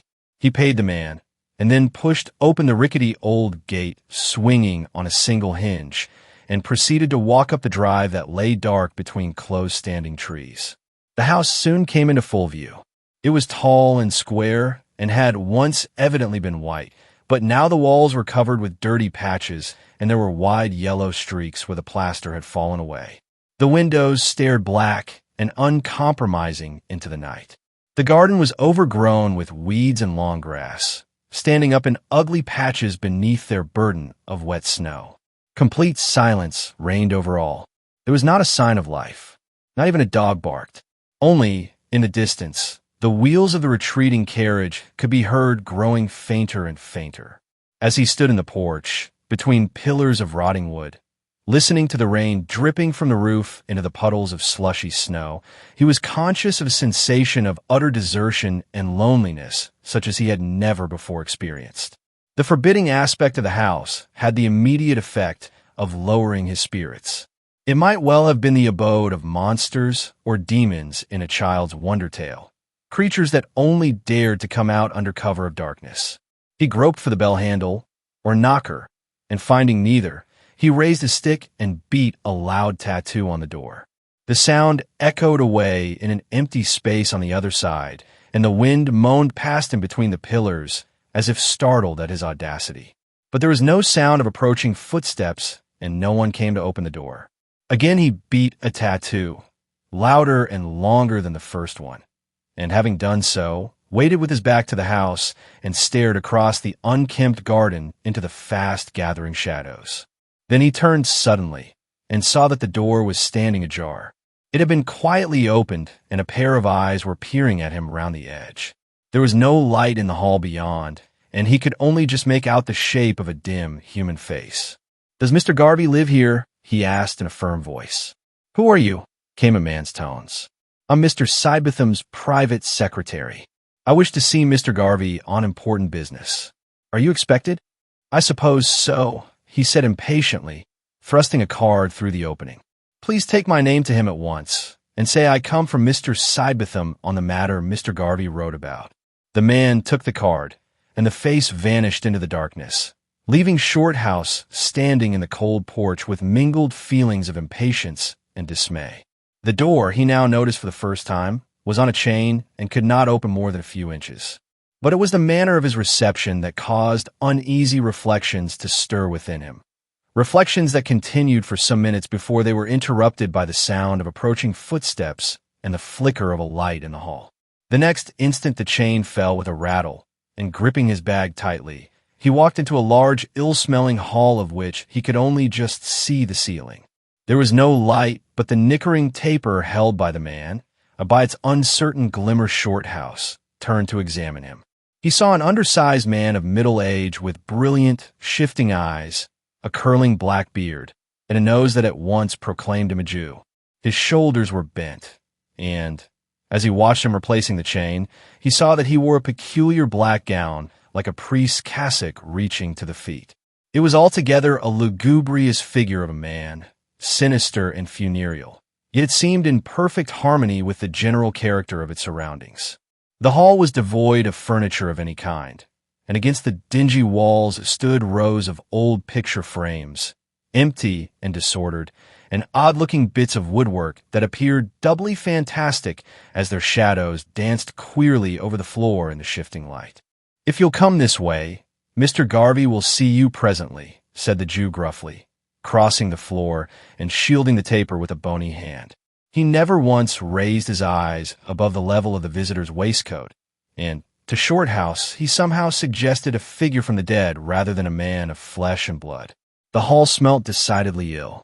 All the more surprising, then, was the scene that met his eyes when the Jew opened the door at the further end, and he entered a room brilliantly lit with swinging lamps and furnished with a degree of taste and comfort that amounted to luxury.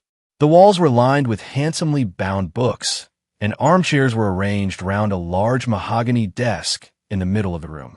A bright fire burned in the grate, and neatly framed photographs of men and women stood on the mantelpiece on either side of an elaborately carved clock.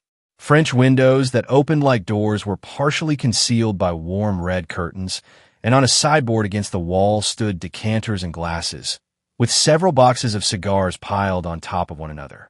There was a pleasant odor of tobacco about the room. Indeed, it was in such glowing contrast to the chilly poverty of the hall that Shorthouse already was conscious of a distinct rise in the thermometer of his spirits. Then he turned and saw the Jew standing in the doorway with his eyes fixed upon him somewhere about the middle button of his waistcoat. He presented a strangely repulsive appearance that somehow could not be attributed to any particular detail, and the secretary associated him in his mind with a monstrous black bird of prey more than anything else. "My time is short," he said abruptly. "I hope Mr. Garvey will not keep me waiting." A strange flicker of a smile appeared on the Jew's ugly face and vanished as quickly as it came. He made a sort of deprecating bow by way of reply. Then he blew out the taper and went out, closing the door noiselessly behind him. Shorthouse was alone. He felt relieved. There was an air of obsequious insolence about the old Jew that was very offensive. He began to take note of his surroundings. He was evidently in the library of the house, for the walls were covered with books almost up to the ceiling. There was no room for pictures. Nothing but the shining backs of well-bound volumes looked down upon him. For brilliant lights hung from the ceiling, and a reading lamp with a polished reflector stood among the disordered masses of papers on the desk. The lamp was not lit, but when Shorthouse put his hand upon it, he found it was warm. The room had evidently only just been vacated. Apart from the testimony of the lamp, however, he had already felt, without being able to give a reason for it, that the room had been occupied a few moments before he entered. The atmosphere over the desk seemed to retain the disturbing influence of a human being, an influence, moreover, so recent that he felt as if the cause of it were still in his immediate neighborhood. It was difficult to realize that he was quite alone in the room and that somebody was not in hiding. The finer counterparts of his senses warned him to act as if he were being observed. He was dimly conscious of a desire to fidget and look round, to keep his eyes in every part of the room at once, and to conduct himself generally as if he were the object of careful human observation. How far he recognized the cause of these sensations, it is impossible to say, but they were sufficiently marked to prevent his carrying out a strong inclination to get up and make a search of the room. He sat quite still, staring alternately at the backs of the books and at the red curtains, wondering all the time if he was really being watched or if it was only the imagination playing tricks with him. A full quarter of an hour passed, and then 20 rows of volumes suddenly shifted out towards him, and he saw that a door had opened in the wall opposite. The books were only sham backs after all, and when they moved back again with the sliding door, Shorthouse saw the figure of Joel Garvey standing before him. Surprise almost took his breath away. He had expected to see an unpleasant, even a vicious apparition with the mark of the beast unmistakably upon its face. But he was wholly unprepared for the elderly, tall, fine-looking man who stood in front of him, well-groomed, refined, vigorous, with a lofty forehead, clear gray eyes, and a hooked nose dominating a clean-shaven mouth and chin of considerable character. A distinguished-looking man altogether. "I'm afraid I've kept you waiting, Mr. Shorthouse," he said in a pleasant voice, but with no trace of a smile in the mouth or eyes. "But the fact is, I have a mania for chemistry, and just when you were announced, I was at the most critical moment of a problem and was really compelled to bring it to a conclusion." Shorthouse had risen to meet him, but the other motioned him to resume his seat. It was borne in upon him irresistibly that Mr. Joel Garvey, for reasons best known to himself, was deliberately lying, and he could not help wondering at the necessity for such an elaborate misrepresentation. He took off his overcoat and sat down. "I've no doubt, too, that the door startled you," Garvey went on, evidently reading something of his guest's feelings in his face. "You probably had not suspected it. It leads into my little laboratory. Chemistry is an absorbing study to me, and I spend most of my time there." Mr. Garvey moved up to the armchair on the opposite side of the fireplace and sat down. Shorthouse made appropriate answers to these remarks, but his mind was really engaged in taking stock of Mr. Sybetham's old-time partner. So far there was no sign of mental irregularity, and there was certainly nothing about him to suggest violent wrongdoing or coarseness of living. On the whole, Mr. Sybetham's secretary was most pleasantly surprised, and, wishing to conclude his business as speedily as possible, he made a motion towards the bag for the purpose of opening it, when his companion interrupted him quickly. "You are Mr. Sybetham's private secretary, are you not?" he asked. Shorthouse replied that he was. "Mr. Sybetham," he went on to explain, "has entrusted me with the papers in the case, and I have the honor to return to you your letter of a week ago." He handed the letter to Garvey, who took it without a word and deliberately placed it in the fire.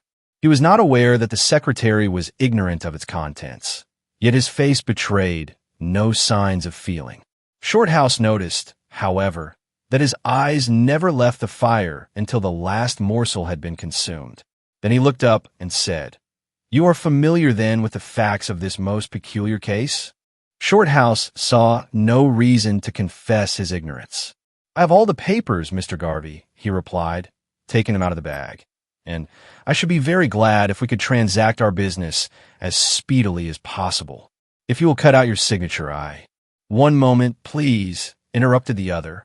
"I must, before we proceed further, consult some papers in my laboratory. If you will allow me to leave you alone a few minutes for this purpose, we can conclude the whole matter in a very short time." Shorthouse did not approve of this further delay, but he had no option than to acquiesce, and when Garvey had left the room by the private door, he sat and waited with the papers in his hand. The minutes went by, and the other did not return. To pass the time, he thought of taking the false packet from his coat to see that the papers were in order, and the move was indeed almost completed, when something, he never knew what, warned him to desist. The feeling again came over him that he was being watched, and he leaned back in his chair with the bag on his knees and waited with considerable impatience for the other's return. For more than 20 minutes he waited, and when at length the door opened and Garvey appeared, with profuse apologies for the delay, he saw by the clock that only a few minutes still remained of the time he had allowed himself to catch the last train. "Now I am completely at your service," he said pleasantly. "You must, of course, know, Mr. Shorthouse, that one cannot be too careful in matters of this kind, especially," he went on, speaking very slowly and impressively, "in dealing with a man like my former partner, whose mind, as you doubtless may have discovered, is at times very sadly affected." Shorthouse made no reply to this. He felt that the other was watching him as a cat watches a mouse. "It is almost a wonder to me," Garvey added, "that he is still at large. Unless he has greatly improved, it can hardly be safe for those who are closely associated with him." The other began to feel uncomfortable. Either this was the other side of the story, or it was the first signs of mental irresponsibility. "All business matters of importance require the utmost care, in my opinion, Mr. Garvey," he said at length, cautiously.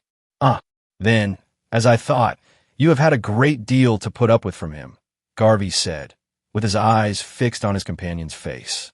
"And, no doubt, he is still as bitter against me as he was years ago, when the disease first showed itself." Although this last remark was a deliberate question, and the questioner was waiting with fixed eyes for an answer, Shorthouse elected to take no notice of it. Without a word, he pulled the elastic band from the blue envelope with a snap and plainly showed his desire to conclude the business as soon as possible. The tendency on the other's part to delay did not suit him at all. "But never personal violence, I trust, Mr. Shorthouse," he added. "Never." "I'm glad to hear it," Garvey said in a sympathetic voice. "Very glad to hear it. And now," he went on, "if you are ready, we can transact this little matter of business before dinner. It will only take a moment." He drew a chair up to the desk and sat down, taking a pair of scissors from a drawer. His companion approached with the papers in his hand, unfolding them as he came. Garvey at once took them from him, and after turning over a few pages, he stopped and cut out a piece of writing at the bottom of the last sheet but one.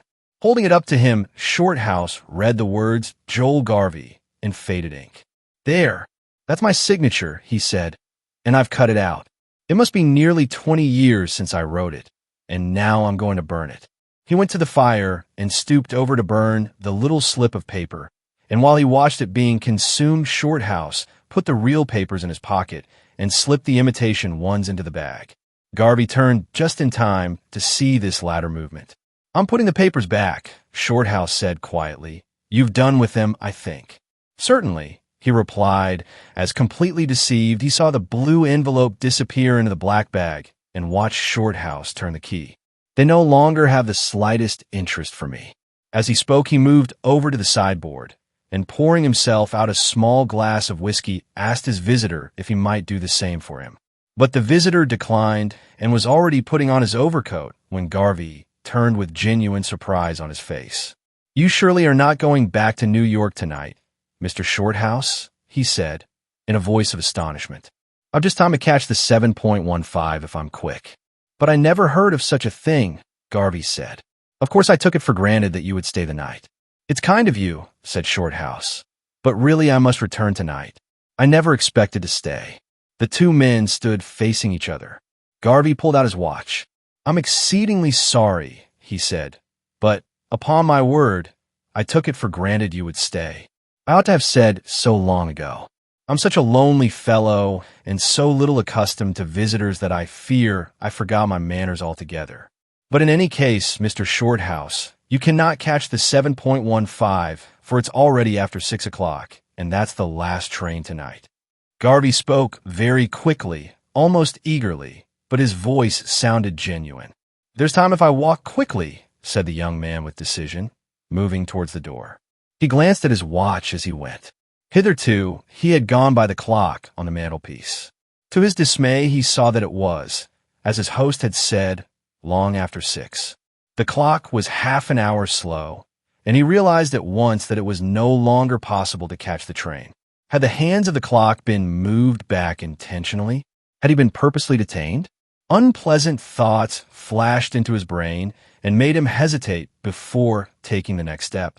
His employer's warning rang in his ears. The alternative was 6 miles along a lonely road in the dark, or a night under Garvey's roof. The former seemed a direct invitation to catastrophe, if catastrophe there was planned to be. The latter, well, the choice was certainly small. One thing, however, he realized, was plain: he must show neither fear nor hesitancy. My watch must have gained, he observed quietly, turning the hands back without looking up.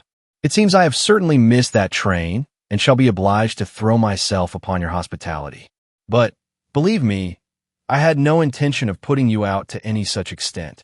I'm delighted, the other said. Defer to the judgment of an older man, and make yourself comfortable for the night. There's a bitter storm outside, and you don't put me out at all. On the contrary, it's a great pleasure. I have so little contact with the outside world that it's really a godsend to have you. The man's face changed as he spoke.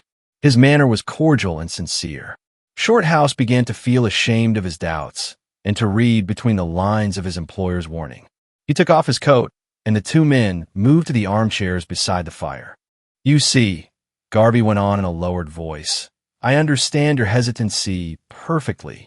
I didn't know Sidebetham all those years without knowing a good deal about him, perhaps more than you do. I've no doubt now he filled your mind with all sorts of nonsense about me. Probably told you that I was the greatest villain unhung, and all that sort of thing. Poor fellow. He was a fine sort before his mind became unhinged.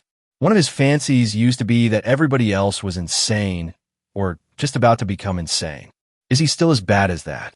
Few men, replied Shorthouse, with the manner of making a great confidence, but entirely refusing to be drawn, go through his experiences and reach his age without entertaining delusions of one kind or another. Perfectly true, said Garvey. Your observation is evidently keen. Very keen indeed, Shorthouse replied, taking his cue neatly. But of course there are some things, and here he looked cautiously over his shoulder, there are some things one cannot talk about too circumspectly. I understand perfectly and respect your reserve. There was a little more conversation, and then Garvey got up and excused himself on the plea of superintending the preparation of the bedroom. It's quite an event to have a visitor in the house, and I want to make you as comfortable as possible, he said. Marks will do better for a little supervision. And, he added with a laugh as he stood in the doorway, I want you to carry back a good account to Sidebetham. 2. The tall form disappeared, and the door was shut. The conversation of the past few minutes had come somewhat as a revelation to the secretary. Garvey seemed in full possession of normal instincts.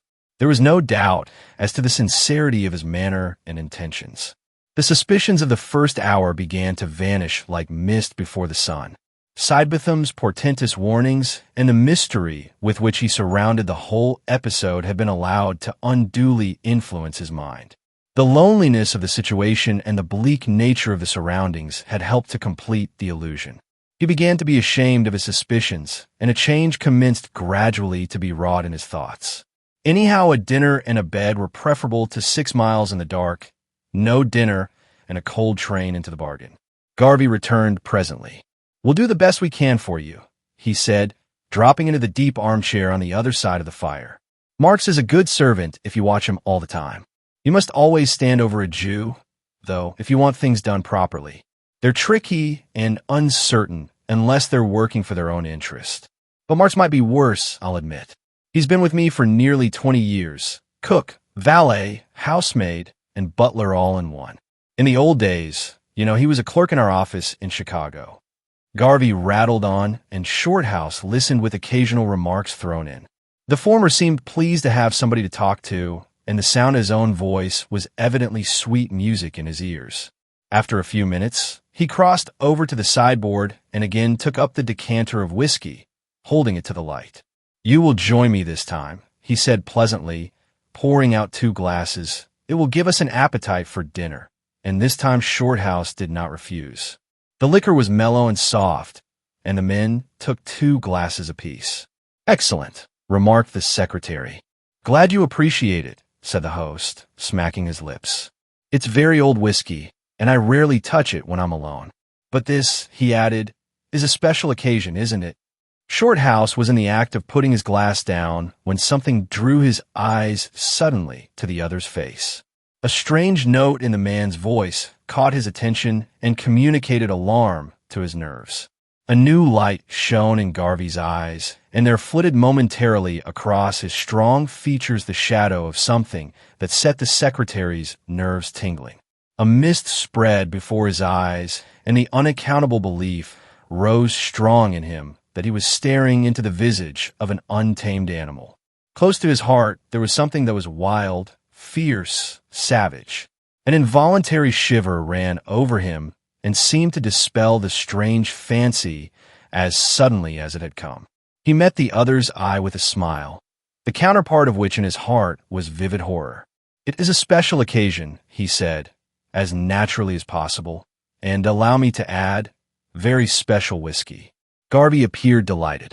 He was in the middle of a devious tale, describing how the whiskey came originally into his possession when the door opened behind them, and a grating voice announced that dinner was ready. They followed the cassocked form of Marks across the dirty hall, lit only by the shaft of light that followed them from the library door, and entered a small room where a single lamp stood upon a table laid for dinner. The walls were destitute of pictures, and the windows had Venetian blinds without curtains.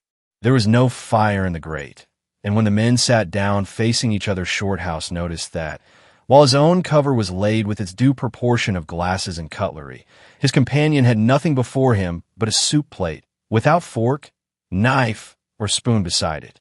"I don't know what there is to offer you," he said, "but I'm sure Marks has done the best he can at such short notice. I only eat one course for dinner, but pray take your time and enjoy your food." Marks presently set a plate of soup before the guest, yet so loathsome was the immediate presence of this old Hebrew servitor that the spoonfuls disappeared somewhat slowly. Garvey sat and watched him. Shorthouse said the soup was delicious and bravely swallowed another mouthful. In reality, his thoughts were centered upon his companion, whose manners were giving evidence of a gradual and curious change. There was a decided difference in his demeanor, a difference that the secretary felt at first, rather than saw. Garvey's quiet self-possession was giving place to a degree of suppressed excitement that seemed so far inexplicable. His movements became quick and nervous, his eyes shifting and strangely brilliant, and his voice, when he spoke, betrayed an occasional deep tremor. Something unwanted was stirring within him and evidently demanding every moment more vigorous manifestation as the meal proceeded. Intuitively, Shorthouse was afraid of this growing excitement, and while negotiating some uncommonly tough pork chops, he tried to lead the conversation onto the subject of chemistry, of which in his Oxford days he had been an enthusiastic student. His companion, however, would none of it.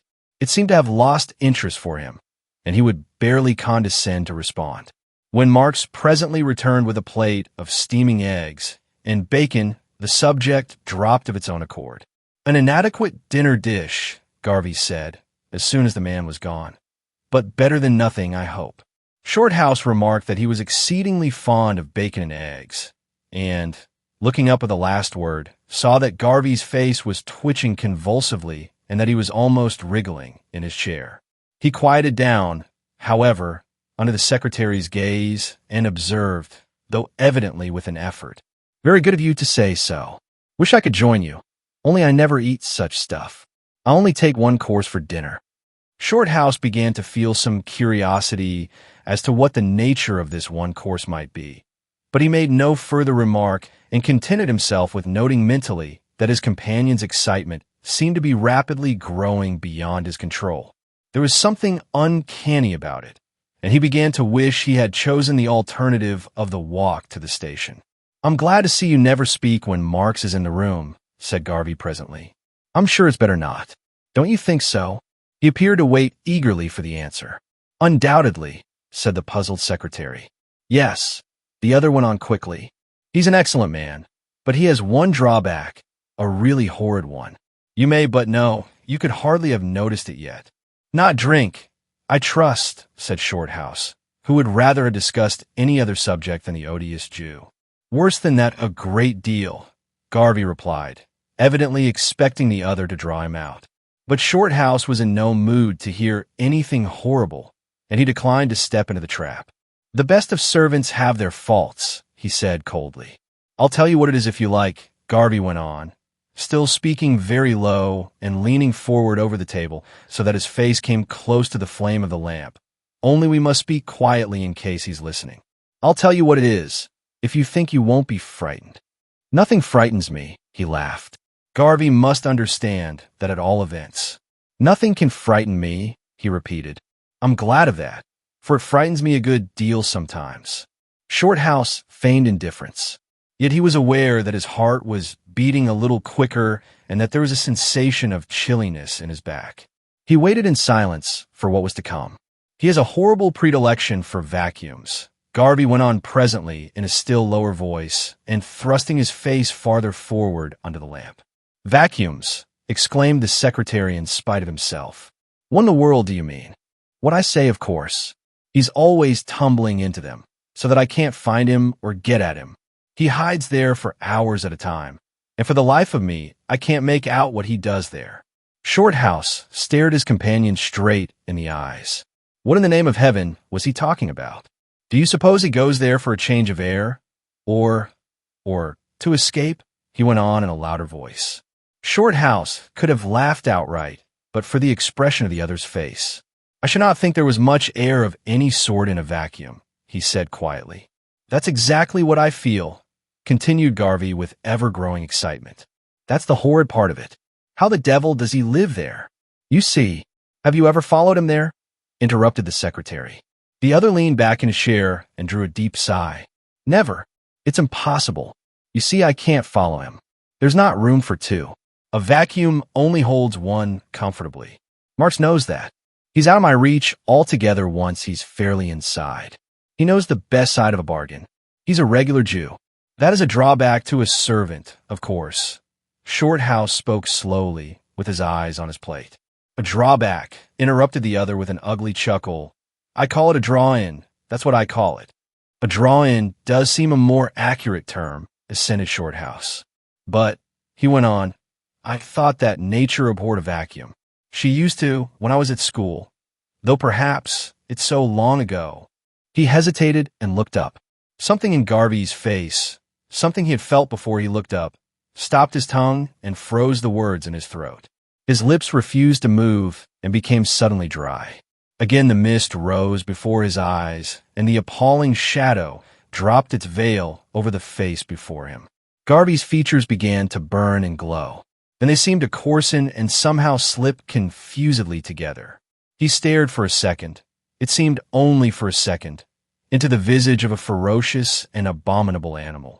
And then, as suddenly as it had come, the filthy shadow of the beast passed off, the mist melted out, and with a mighty effort over his nerves he forced himself to finish his sentence. You see, it's so long since I've given attention to such things, he stammered. His heart was beating rapidly, and a feeling of oppression was gathering over it. It's my peculiar and special study, on the other hand, Garvey resumed. I've not spent all these years in my laboratory to no purpose, I can assure you. Nature, I know for a fact, he added with unnatural warmth, does not abhor a vacuum. On the contrary, she's uncommonly fond of him, much too fond, it seems, for the comfort of my little household. If there were fewer vacuums and more abhorrence, we should get on better, a damned sight better in my opinion. Your special knowledge, no doubt, enables you to speak with authority, Shorthouse said, curiosity and alarm warring with other mixed feelings in his mind. But how can a man tumble into a vacuum? You may well ask. That's just it. How can he? It's preposterous, and I can't make it out at all. Marx knows, but he won't tell me. Jews know more than we do. For my part, one have reason to believe. He stopped and listened. Hush! Here he comes, he added, rubbing his hands together as if in glee and fidgeting in his chair. Steps were heard coming down the passage, and as they approached the door, Garvey seemed to give himself completely over to an excitement he could not control. His eyes were fixed on the door, and he began clutching the tablecloth with both hands. Again his face was screened by the loathsome shadow. It grew wild, wolfish, as through a mask that concealed and yet was thin enough to let through a suggestion of the beast crouching behind. There leaped into his countenance the strange look of the animal and the human, the expression of the werewolf, the monster. The change in all its loathsomeness came rapidly over his features, which began to lose their outline. The nose flattened, dropping with broad nostrils over thick lips. The face rounded, filled, and became squat.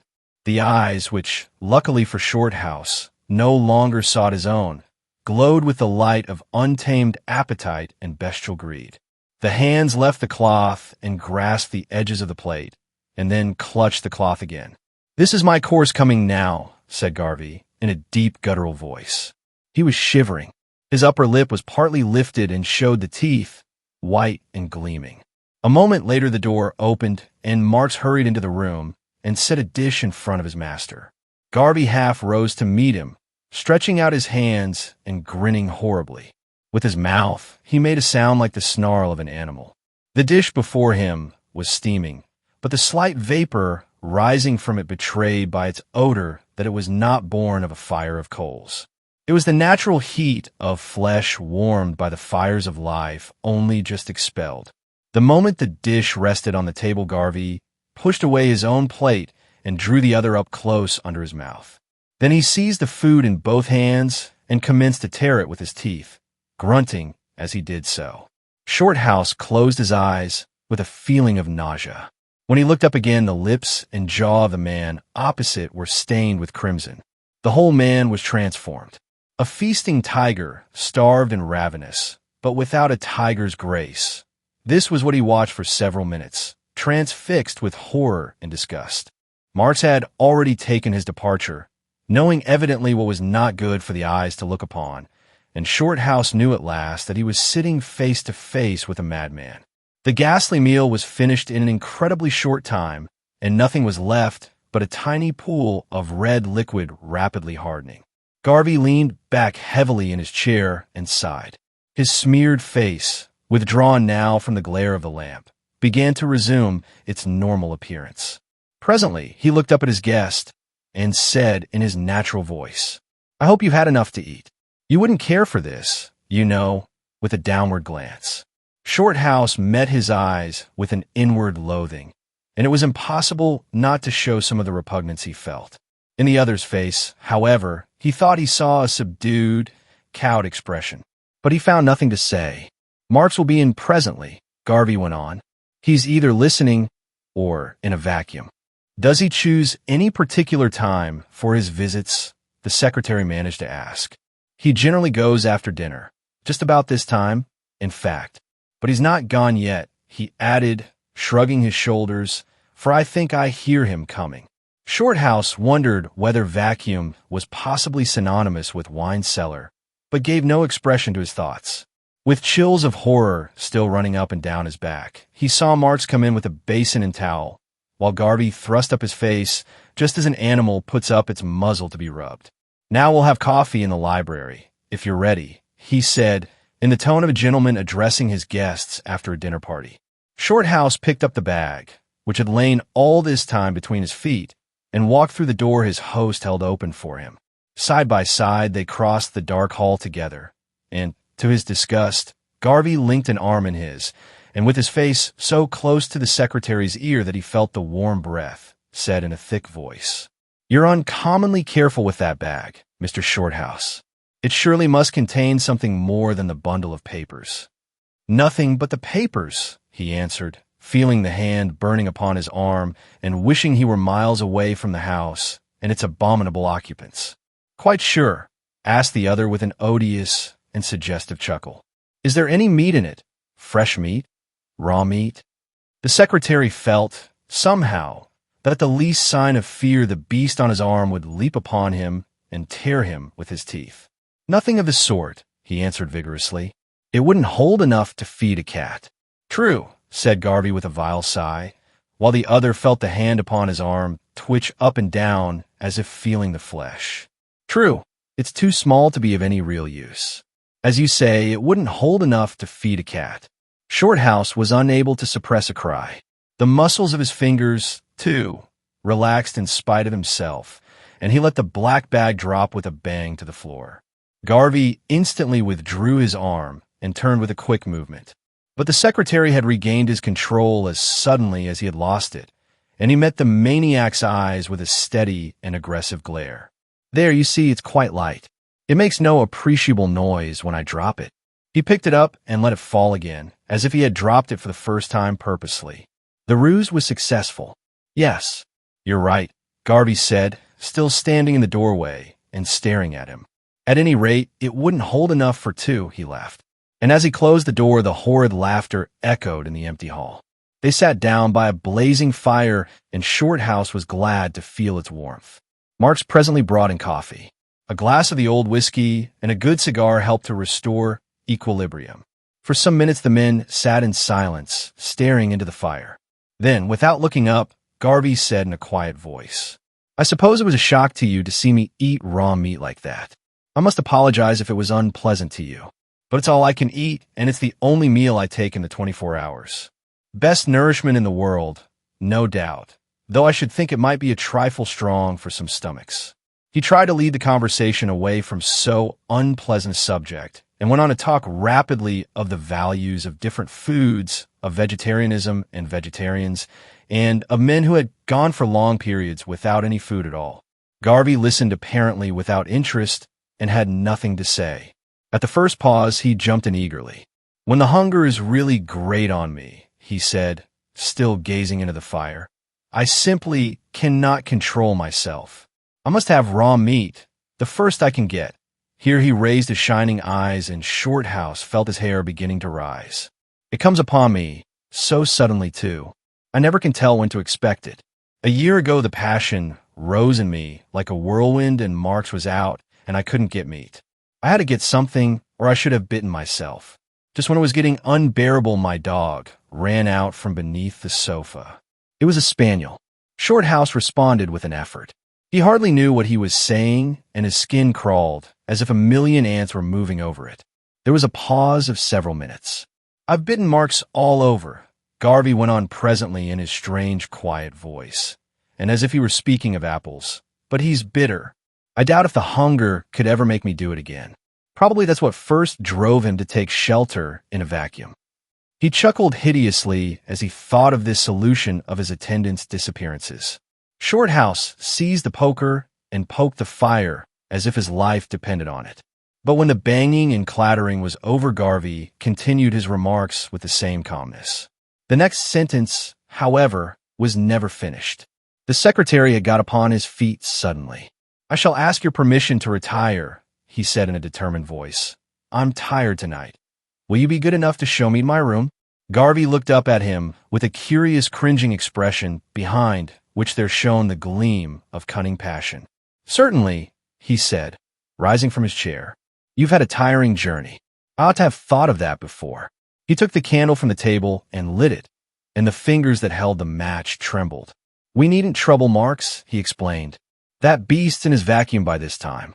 3. They crossed the hall and began to ascend the carpetless wooden stairs. They were in the well of the house, and the air cut like ice. Garvey, the flickering candle in his hand, throwing his face in a strong outline, led the way across the first landing and opened a door near the mouth of a dark passage. A pleasant room greeted the visitor's eyes, and he rapidly took in its points while his host walked over and lit 2 candles that stood on a table at the foot of the bed. A fire burned brightly in the grate. There were 2 windows opening like doors in the wall opposite, and a high canopied bed occupied most of the space on the right. Paneling ran all round the room, reaching nearly to the ceiling, and gave a warm and cozy appearance to the whole, while the portraits that stood in alternate panels suggested somehow the atmosphere of an old country house in England. Shorthouse was agreeably surprised. "I hope you'll find everything you need," Garvey was saying in the doorway. "If not, you have only to ring that bell by the fireplace. Marks won't hear it, of course, but it rings in my laboratory, where I spend most of the night." Then, with a brief good night, he went out and shut the door after him. The instant he was gone, Mr. Sybetham's private secretary did a peculiar thing. He planted himself in the middle of the room with his back to the door, and drawing the pistol swiftly from his hip pocket, leveled it across his left arm at the window. Standing motionless in this position for 30 seconds, he then suddenly swerved right round and faced in the other direction, pointing his pistol straight at the keyhole of the door. There followed immediately a sound of shuffling outside and of steps retreating across the landing. On his knees at the keyhole was the secretary's reflection, just as I thought. But he didn't expect to look down the barrel of a pistol, and it made him jump a little. As soon as the steps had gone downstairs and died away across the hall, Shorthouse went over and locked the door, stuffing a piece of crumpled paper into the second keyhole, which he saw immediately above the first. After that, he made a thorough search of the room. It hardly repaid the trouble, for he found nothing unusual. Yet he was glad he had made it. It relieved him to find no one was in hiding under the bed or in the deep oak cupboard, and he hoped sincerely it was not the cupboard in which the unfortunate spaniel had come to its vile death. The French windows, he discovered, opened on to a little balcony. It looked onto the front, and there was a drop of less than 20 feet to the ground below. The bed was high and wide, soft as feathers and covered with snowy sheets, very inviting to a tired man. And beside the blazing fire were a couple of deep armchairs. Altogether, it was very pleasant and comfortable, but, tired though he was, Shorthouse had no intention of going to bed. It was impossible to disregard the warning of his nerves. They had never failed him before, and when that sense of distressing horror lodged in his bones, he knew there was something in the wind and that a red flag was flying over the immediate future. Some delicate instrument in his being, more subtle than the senses, more accurate than mere presentiment, had seen the red flag and interpreted its meaning. Again it seemed to him, as he sat in an armchair over the fire, that his movements were being carefully watched from somewhere, and, not knowing what weapons might be used against him, he felt that his real safety lay in a rigid control of his mind and feelings and a stout refusal to admit that he was in the least alarmed. The house was very still. As the night wore on, the wind dropped. Only occasional bursts of sleet against the windows reminded him that the elements were awake and uneasy. Once or twice the windows rattled and the rain hissed in the fire, but the roar of the wind in the chimney grew less and less, and the lonely building was at last lapped in a great stillness. The coals clicked, settling themselves deeper in the grate, and the noise of the cinders dropping with a tiny report into the soft heap of accumulated ashes was the only sound that punctuated the silence. In proportion as the power of sleep grew upon him, the dread of the situation lessened, but so imperceptibly, so gradually, and so insinuatingly that he scarcely realized the change. He thought he was as wide awake to his danger as ever. The successful exclusion of horrible mental pictures of what he had seen he attributed to his rigorous control, instead of to their true cause, the creeping over him of the soft influences of sleep. The faces in the coals were so soothing. The armchair was so comfortable, so sweet the breath that gently pressed upon his eyelids, so subtle the growth of the sensation of safety. He settled down deeper into the chair, and in another moment would have been asleep when the red flag began to shake violently to and fro, and he sat bolt upright, as if he had been stabbed in the back. Someone was coming up the stairs. The boards creaked beneath a stealthy weight.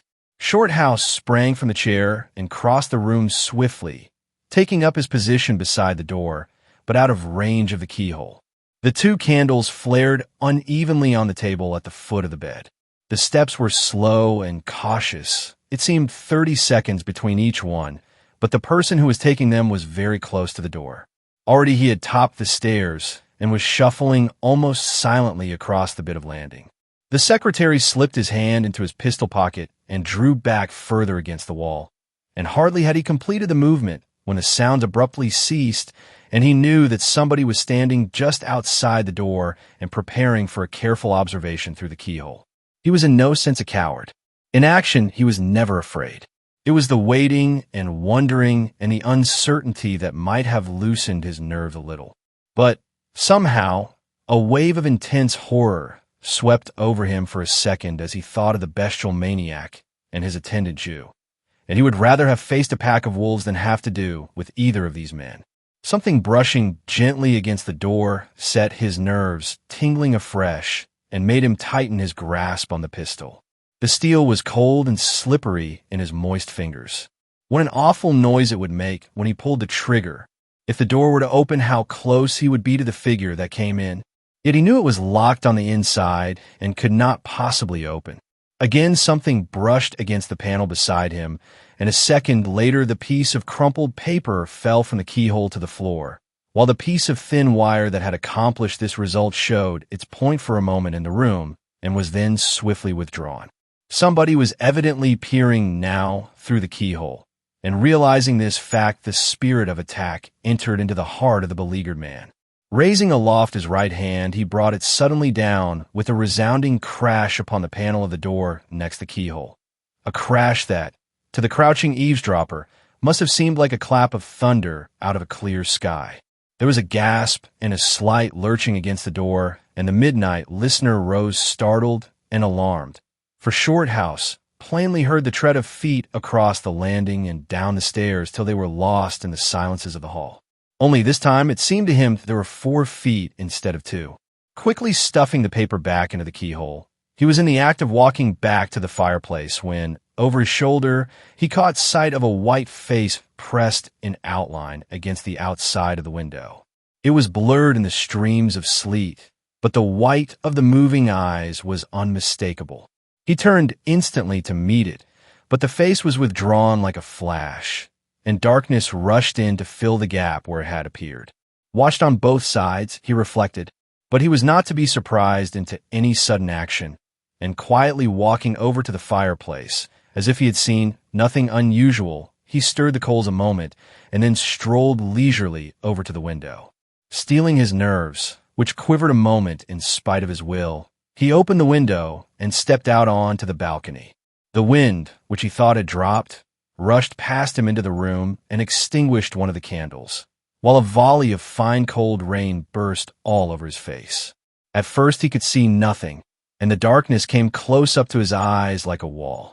He went a little farther on to the balcony and drew the window after him till it clashed. Then he stood and waited, but nothing touched him. No one seemed to be there. His eyes got accustomed to the blackness, and he was able to make out the iron railing, the dark shapes of the trees beyond, and the faint light coming from the other window. Through this he peered into the room, walking the length of the balcony to do so. Of course he was standing in a shaft of light, and whoever was crouching in the darkness below could plainly see him. Below, that there should be anyone above did not occur to him until, just as he was preparing to go in again, he became aware that something was moving in the darkness over his head. He looked up, instinctively raising a protecting arm, and saw a long black line swinging against the dim wall of the house. The shutters of the window on the next floor, whence it depended, were thrown open and moving backwards and forwards in the wind. The line was evidently a thickish cord, for as he looked it was pulled in and the end disappeared in the darkness. Shorthouse, trying to whistle to himself, peered over the edge of the balcony, as if calculating the distance he might have to drop, and then calmly walked into the room again and closed the window behind him, leaving the latch so that the lightest touch would cause it to fly open. He relit the candle and drew a straight-back chair up to the table. Then he put coal on the fire and stirred it up into a royal blaze. He would willingly have folded the shutters over those staring windows at his back, but that was out of the question. It would have been to cut off his way of escape. Sleep, for the time, was at a disadvantage.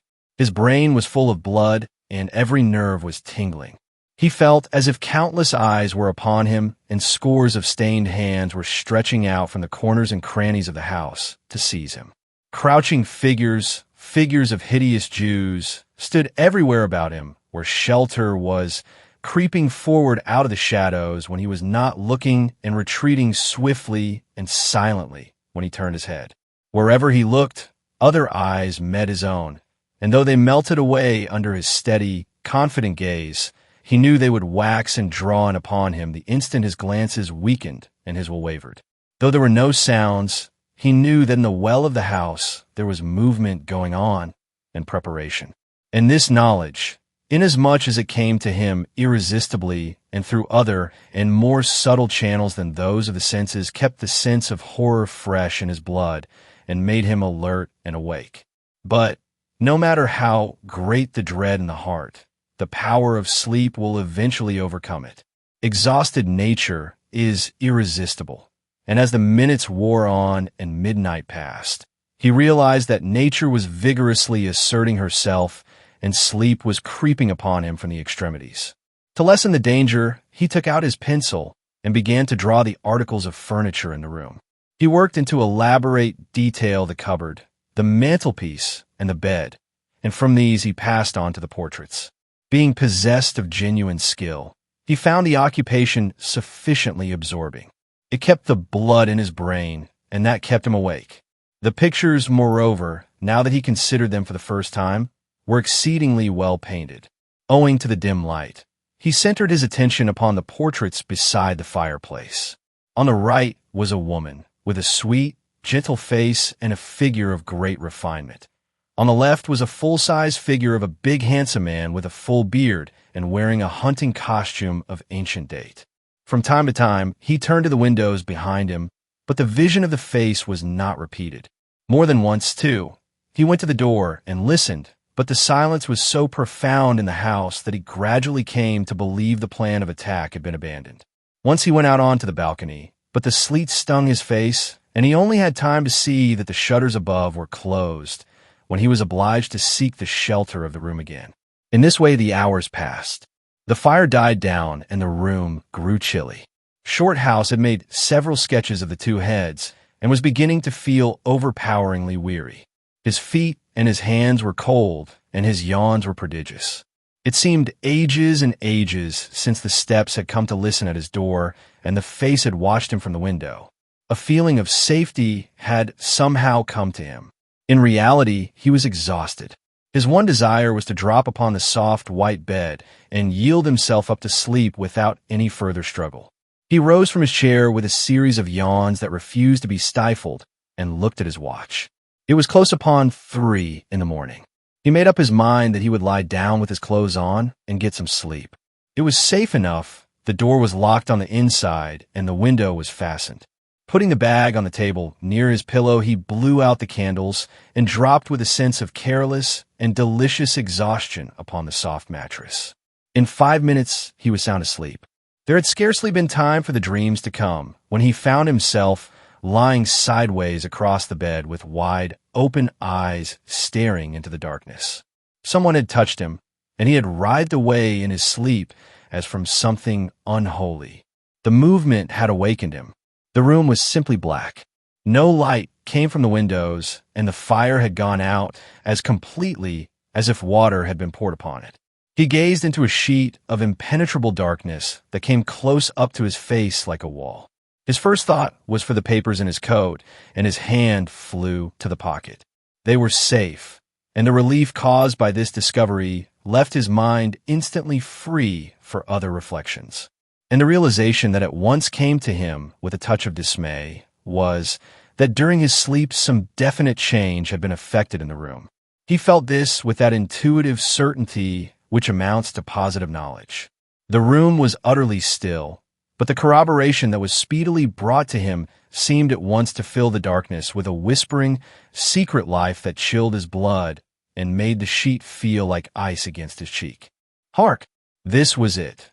There reached his ears, in which the blood was already buzzing with warning clamor, a dull murmur of something that rose indistinctly from the well of the house and became audible to him without passing through walls or doors.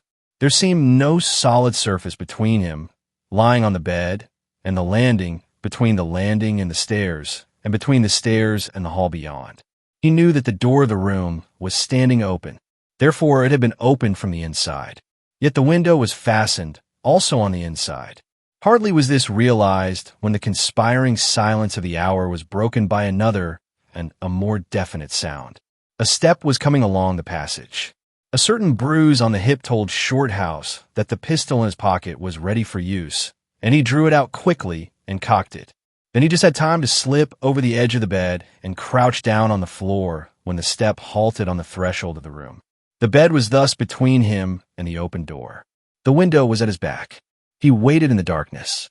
What struck him as peculiar about the steps was that there seemed no particular desire to move stealthily. There was no extreme caution. They moved along in rather a slipshod way and sounded like soft slippers or feet in stockings. There was something clumsy irresponsible, almost reckless about the movement. For a second the steps paused upon the threshold, but only for a second. Almost immediately they came on into the room, and as they passed from the wood to the carpet, Shorthouse noticed that they became wholly noiseless. He waited in suspense, not knowing whether the unseen walker was on the other side of the room or was close upon him. Presently he stood up and stretched out his left arm in front of him, groping, searching, feeling in a circle, and behind it he held the pistol cocked and pointed in his right hand. As he rose, a bone cracked in his knee. His clothes rustled as if they were newspapers, and his breath seemed loud enough to be heard all over the room. But not a sound came to betray the position of the invisible intruder. Then, just when the tension was becoming unbearable, a noise relieved the gripping silence. It was wood knocking against wood, and it came from the farther end of the room. The steps had moved over to the fireplace. A sliding sound almost immediately followed it, and then silence closed again over everything like a pall.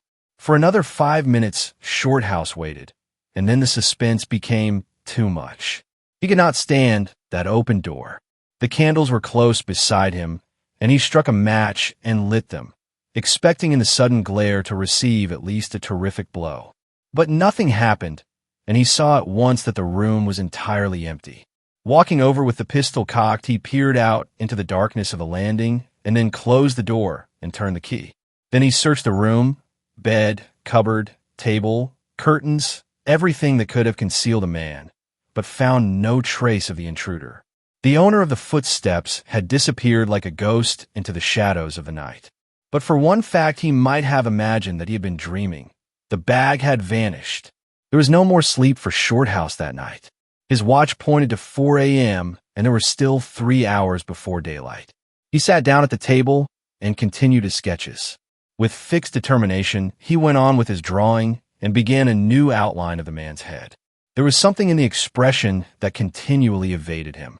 He had no success with it, and this time it seemed to him that it was the eyes that brought about his discomfiture.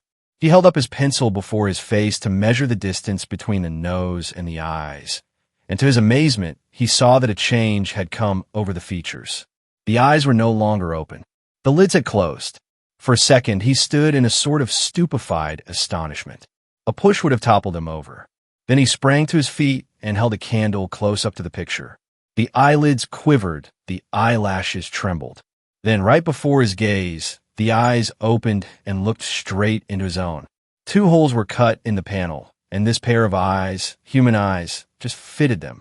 As by a curious effect of magic, the strong fear that had governed him ever since his entry into the house disappeared in a second. Anger rushed into his heart, and his chilled blood rose suddenly to boiling point. Putting the candle down, he took 2 steps back into the room and then flung himself forward with all his strength against the painted panel. Instantly, and before the crash came, the eyes were withdrawn and 2 black spaces showed where they had been. The old huntsman was eyeless, but the panel cracked and split inwards like a sheet of thin cardboard, and Shorthouse, pistol in hand, thrust an arm through the jagged aperture and, seizing a human leg, dragged out into the room. The Jew! Words rushed in such a torrent to his lips that they choked him. The old Hebrew, white as chalk, stood shaking before him, the bright pistol barrel opposite his eyes, when a volume of cold air rushed into the room, and with it a sound of hurried steps. Shorthouse felt his arm knocked up before he had time to turn, and the same second Garvey, who had somehow managed to burst open the window, came between him and the trembling Marks. His lips were parted and his eyes rolled strangely in his distorted face. "Don't shoot him! Shoot in the air!" he shrieked. He seized the Jew by the shoulders. "You damned hound!" he roared, hissing in his face. "So I got you at last. That's where your vacuum is it? I know your vile hiding place at last." He shook him like a dog. "I've been after him all night," he cried, turning to Shorthouse. "All night, I tell you. And I've got him at last." Garvey lifted his upper lip as he spoke and showed his teeth. They shone like the fangs of a wolf. The Jew evidently saw them too, for he gave a horrid yell and struggled furiously. Before the eyes of the secretary a mist seemed to rise. The hideous shadow again leaped into Garvey's face. He foresaw a dreadful battle, and covering the two men with his pistol, he retreated slowly to the door. Whether they were both mad or both criminal, he did not pause to inquire. The only thought present in his mind was that the sooner he made his escape, the better. Garvey was still shaking the Jew when he reached the door and turned the key, but as he passed out onto the landing, both men stopped their struggling and turned to face him. Garvey's face, bestial, loathsome, livid with anger. The Jew's white and gray with fear and horror. Both turned towards him and joined in a wild, horrible yell that woke the echoes of the night. The next second they were after him at full speed.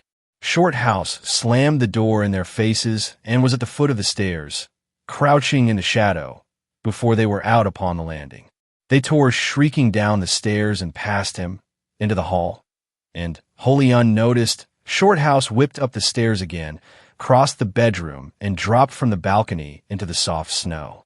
As he ran down the drive, he heard behind him in the house the yells of the maniacs. And when he reached home several hours later, Mr. Sidebotham not only raised his salary, but also told him to buy a new hat and overcoat and send in the bill to him.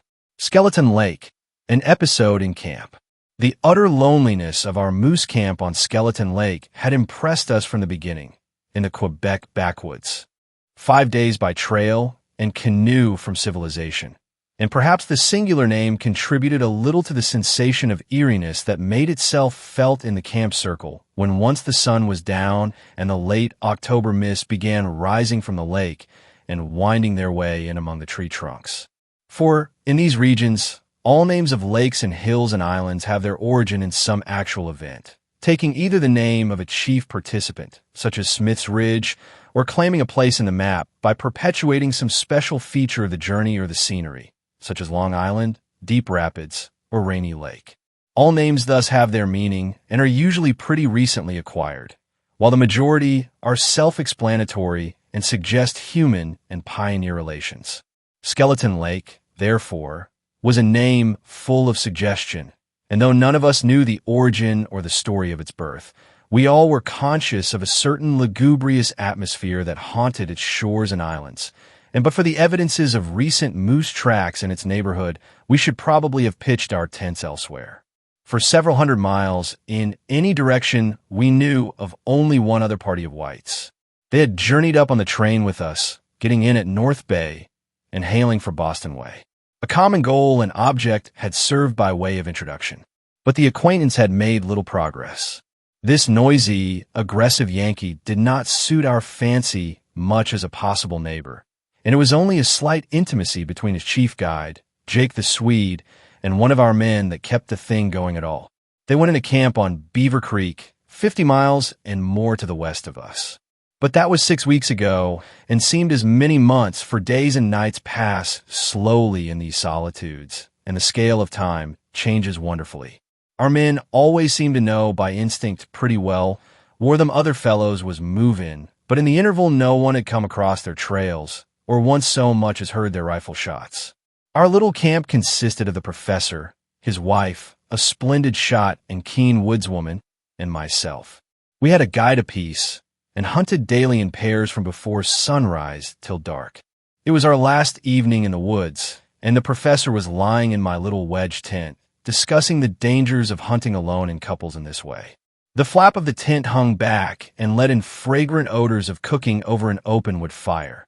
Everywhere there were bustle and preparation, and one canoe already lay packed with moose horns, her nose pointing southwards. If an accident happened to one of them, he was saying, the survivor's story when he returned to camp would be entirely unsupported evidence, wouldn't it? Because you see, and he went on laying down the law after the manner of professors, until I became so bored that my attention began to wander to pictures and memories of the scenes we were just about to leave. Garden Lake, with its 100 islands, the rapids out of Round Pond, the countless vistas of forest, crimson and gold in the autumn sunshine, and the starlit nights we had spent watching in cold, cramped positions for the wary moose on lonely lakes among the hills. The hum of the professor's voice in time grew more soothing. A nod or a grunt was all the reply he looked for. Fortunately, he loathed interruptions. I think I could almost have gone to sleep under his very nose. Perhaps I did sleep for a brief interval. Then it all came about so quickly, and the tragedy of it was so unexpected and painful, throwing our peaceful camp into momentary confusion, that now it all seems to have happened with the uncanny swiftness of a dream. First, there was the abrupt ceasing of the droning voice, and then the running of quick little steps over the pine needles, and the confusion of men's voices. And the next instant the professor's wife was at the tent door, hatless, her face white, her hunting bloomers bagging at the wrong places, a rifle in her hand, and her words running into one another anyhow. "Quick, Harry! It's Rushton. I was asleep, and it woke me. Something's happened. You must deal with it." In a second, we were outside the tent with our rifles. "My God!" I heard the professor exclaim, as if he had first made the discovery. "It is Rushton." I saw the guides helping, dragging, a man out of a canoe. A brief space of deep silence followed in which I heard only the waves from the canoe washing up on the sand. And then, immediately after, came the voice of a man talking with amazing rapidity and with odd gaps between his words. It was Rushton telling his story, and the tones of his voice, now whispering, now almost shouting, mixed with sobs and solemn oaths and frequent appeals to the deity, somehow or other struck the false note at the very start, and before any of us guessed or knew anything at all. Something moved secretly between his words, a shadow veiling the stars, destroying the peace of our little camp, and touching us all personally with an undefinable sense of horror and distrust. I can see that group to this day, with all the detail of a good photograph, standing halfway between the firelight and the darkness, a slight mist rising from the lake, the frosty stars, and our men, in silence that was all sympathy, dragging Rushton across the rocks towards the campfire. Their moccasins crunched on the sand and slipped several times on the stones beneath the weight of the limp, exhausted body, and I can still see every inch of the pared cedar branch he had used for a paddle on that lonely and dreadful journey. But what struck me most, as it struck us all, was the limp exhaustion of his body compared to the strength of his utterance and the tearing rush of his words. A vigorous driving power was there at work, forcing out the tale, red-hot and throbbing, full of discrepancies and the strangest contradictions. And the nature of this driving power I first began to appreciate when they had lifted him into the circle of firelight, and I saw his face, gray under the tan, terror in the eyes, tears too, hair and beard awry, and listened to the wild stream of words pouring forth without ceasing. I think we all understood then, but it was only after many years that anyone dared to confess what he thought. There was Matt Morris, my guide, Silver Fizz, whose real name was unknown, and who bore the title of his favorite drink, and huge Hank Milligan, all ears and kind intention. And there was Rushton pouring out his ready-made tale, with ever-shifting eyes, turning from face to face, seeking confirmation of details none had witnessed but himself and one other. Silver Fizz was the first to recover from the shock of the thing, and to realize, with a natural sense of chivalry common to most genuine backwoodsmen, that the man was at a terrible disadvantage. At any rate, he was the first to start putting the matter to rights. "Never mind telling it just now," he said in a gruff voice, but with real gentleness. "Get a bite to eat first, and then let her go afterwards. Better have a horn of whiskey, too. It ain't all packed yet, I guess." "Couldn't eat or drink a thing," cried the other. "Good Lord, don't you see, man? I want to talk to someone first. I want to get out of me to someone who can answer. Answer. I've had nothing but trees to talk with for 3 days, and I can't carry it alone any longer. Those cursed, silent trees, I've told it him 1,000 times. Now, just see here, it was this way. When we started out from camp, he looked fearfully about him, and we realized it was useless to stop him. The story was bound to come, and come it did. Now, the story itself was nothing out of the way. Such tales are told by the dozen round any campfire where men who have knocked about in the woods are in the circle. It was the way he told it that made our flesh creep. He was near the truth all along, but he was skimming it, and the skimming took off the cream that might have saved his soul. Of course, he smothered it in words. Odd words, too. Melodramatic, poetic, out-of-the-way words that lie just on the edge of frenzy. Of course, too, he kept asking us each in turn, scanning our faces with those restless, frightened eyes of his. What would you have done? What else could I do? And was that my fault? But that was nothing, for he was no milk and water fellow who dealt in hints and suggestions. He told his story boldly, forcing his conclusions upon us, as if we had been so many wax cylinders of phonograph that would repeat accurately what had been told us. And these questions I have mentioned he used to emphasize any special point that he seemed to think required such emphasis. The fact was, however, the picture of what had actually happened was so vivid still in his own mind that it reached ours by a process of telepathy which he could not control or prevent. All through his true-false words, this picture stood forth in fearful detail against the shadows behind him. He could not veil, much less obliterate it. We knew, and I always thought he knew that we knew. The story itself, as I have said, was sufficiently ordinary. Jake and himself, in a 9-foot canoe, had upset in the middle of a lake and had held hands across the upturned craft for several hours, eventually cutting holes in her ribs to stick their arms through and grasp hands lest the numbness of the cold water should overcome them. They were miles from shore, and the wind was drifting them down upon a little island. But when they got within a few hundred yards of the island, they realized to their horror that they would, after all, drift past it. It was then the quarrel began. Jake was for leaving the canoe and swimming. Rushton believed in waiting till they actually had passed the island and were sheltered from the wind. Then they could make the island easily by swimming, canoe and all. But Jake refused to give in, and after a short struggle, Rushton admitted there was a struggle, got free from the canoe, and disappeared without a single cry. Rushton held on and proved the correctness of his theory, and finally made the island, canoe and all, after being in the water over 5 hours. He described to us how he crawled up onto the shore and fainted at once, with his feet lying half in the water. How lost and terrified he felt upon regaining consciousness in the dark. How the canoe had drifted away, and his extraordinary luck in finding it caught again at the end of the island by a projecting cedar branch. He told us that the little axe, another bit of real luck, had caught in the thwart when the canoe turned over, and how the little bottle in his pocket holding the emergency matches was whole and dry. He made a blazing fire and searched the island from end to end, calling upon Jake in the darkness, but getting no answer, till, finally, so many half-drowned men seemed to come crawling out of the water onto the rocks, and vanish among the shadows when he came up with them, that he lost his nerve completely and returned to lie down by the fire till the daylight came. He then cut a bough to replace the lost paddles, and after one more useless search for his lost companion, he got into the canoe, fearing every moment he would upset again, and crossed over to the mainland. He knew roughly the position of our camping place, and after paddling day and night, and making many weary portages, without food or covering, he reached us 2 days later.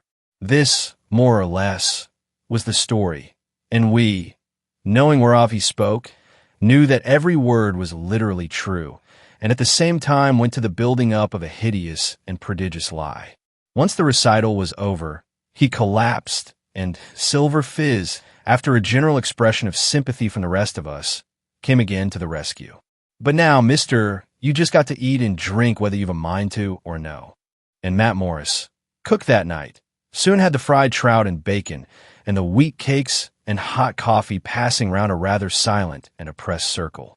So we ate round the fire ravenously, as we had eaten every night for the past 6 weeks, but with this difference, that there was one among us who was more than ravenous, and he gorged. In spite of all our devices, he somehow kept himself the center of observation. When his tin mug was empty, Morris instantly passed the tea pail. When he began to mop up the bacon grease with the dough on his fork, Hank reached out for the frying pan, and the can of steaming boiled potatoes was always by his side. And there was another difference as well. He was sick, terribly sick before the meal was over, and this sudden nausea after food was more eloquent than words of what the man had passed through on his dreadful, foodless, ghost-haunted journey of 40 miles to our camp. In the darkness, he thought he would go crazy, he said. There were voices in the trees, and figures were always lifting themselves out of the water or from behind boulders to look at him and make awful signs. Jake constantly peered at him through the underbrush, and everywhere the shadows were moving, with eyes, footsteps, and following shapes. We tried hard to talk of other things, but it was no use, for he was bursting with the rehearsal of his story and refused to allow himself the chances we were so willing and anxious to grant him. After a good night's rest, he might have had more self-control and better judgment, and would probably have acted differently. But, as it was, we found it impossible to help him. Once the pipes were lit and the dishes cleared away, it was useless to pretend any longer. The sparks from the burning logs zigzagged upwards into a sky brilliant with stars. It was all wonderfully still and peaceful, and the forest odors floated to us on the sharp autumn air. The cedar fire smelt sweet, and we could just hear the gentle wash of tiny waves along the shore. All was calm, beautiful, and remote from the world of men and passion. It was indeed a night to touch the soul, and yet, I think, none of us heeded these things. A bull moose might almost have thrust his great head over our shoulders and have escaped unnoticed.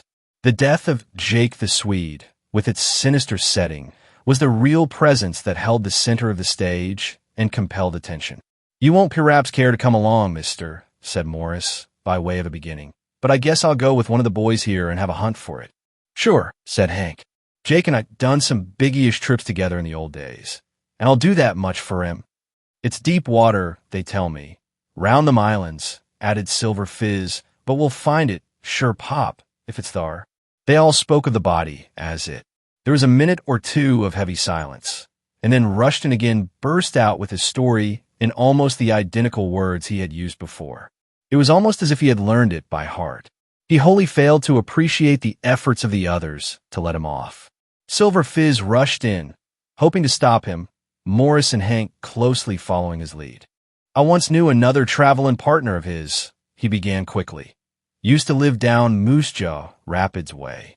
"Is that so?" said Hank. "Kinda useful sort feller," chimed in Morris. All the idea the men had was to stop the tongue wagging before the discrepancies became so glaring that we should be forced to take notice of them and ask questions. But just as well try to stop an angry bull moose on the run, or prevent Beaver Creek freezing in midwinter by throwing in pebbles near the shore. Out it came, and though the discrepancy this time was insignificant, it somehow brought us all in a second face to face with the inevitable and dreaded climax. And so I tramped all over that little bit of an island, hoping he might somehow have gotten in without my knowing it, and always thinking I heard that awful last cry of his in the darkness. And then the night dropped down impenetrably, like a damn thick blanket out of the sky, and all eyes fell away from his face. Hank poked up the logs with his boot, and Morris seized an ember in his bare fingers to light his pipe, although it was already emitting clouds of smoke. But the professor caught the ball flying. "I thought you said he sank without a cry," he remarked quietly, looking straight up into the frightened face opposite, and then riddling mercilessly the confused explanation that followed. The cumulative effect of all these forces, hitherto so rigorously repressed, now made itself felt, and the circle spontaneously broke up, everybody moving at once by a common instinct. The professor's wife left the party abruptly, with excuses about an early start next morning. She first shook hands with Rushton, mumbling something about his comfort in the night. The question of his comfort, however, devolved by force of circumstances upon myself, and he shared my tent. Just before wrapping up in my double blankets, for the night was bitterly cold, he turned and began to explain that he had a habit of talking in his sleep and hoped I would wake him if he disturbed me by doing so. Well, he did talk in his sleep, and it disturbed me very much indeed. The anger and violence of his words remain with me to this day, and it was clear in a minute that he was living over again some portion of the scene upon the lake. I listened, horror-struck, for a moment or two, and then understood that I was face to face with one of two alternatives. I must continue an unwilling eavesdropper, or I must waken him. The former was impossible for me, yet I shrank from the latter with the greatest repugnance, and in my dilemma, I saw the only way out of the difficulty and at once accepted it. Cold though it was, I crawled stealthily out of my warm sleeping bag and left the tent, intending to keep the old fire alight under the stars and spend the remaining hours till daylight in the open. As soon as I was out, I noticed at once another figure moving silently along the shore. It was Hank Milligan, and it was plain enough what he was doing. He was examining the holes that had been cut in the upper ribs of the canoe.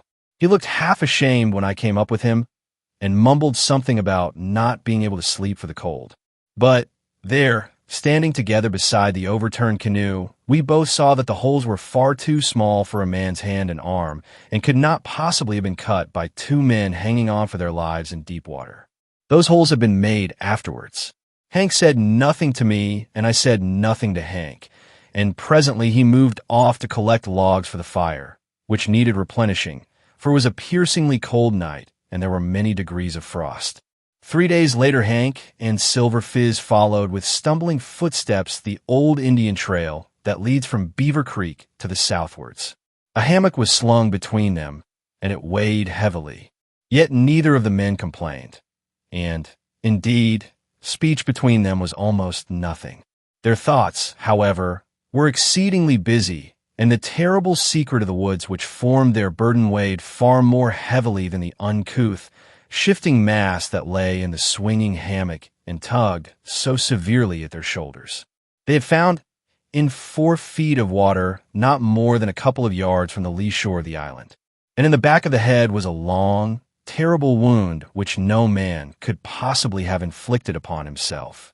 And that concludes part 2 of The Empty House and Other Ghost Stories by Algernon Blackwood. Did you feel the chill?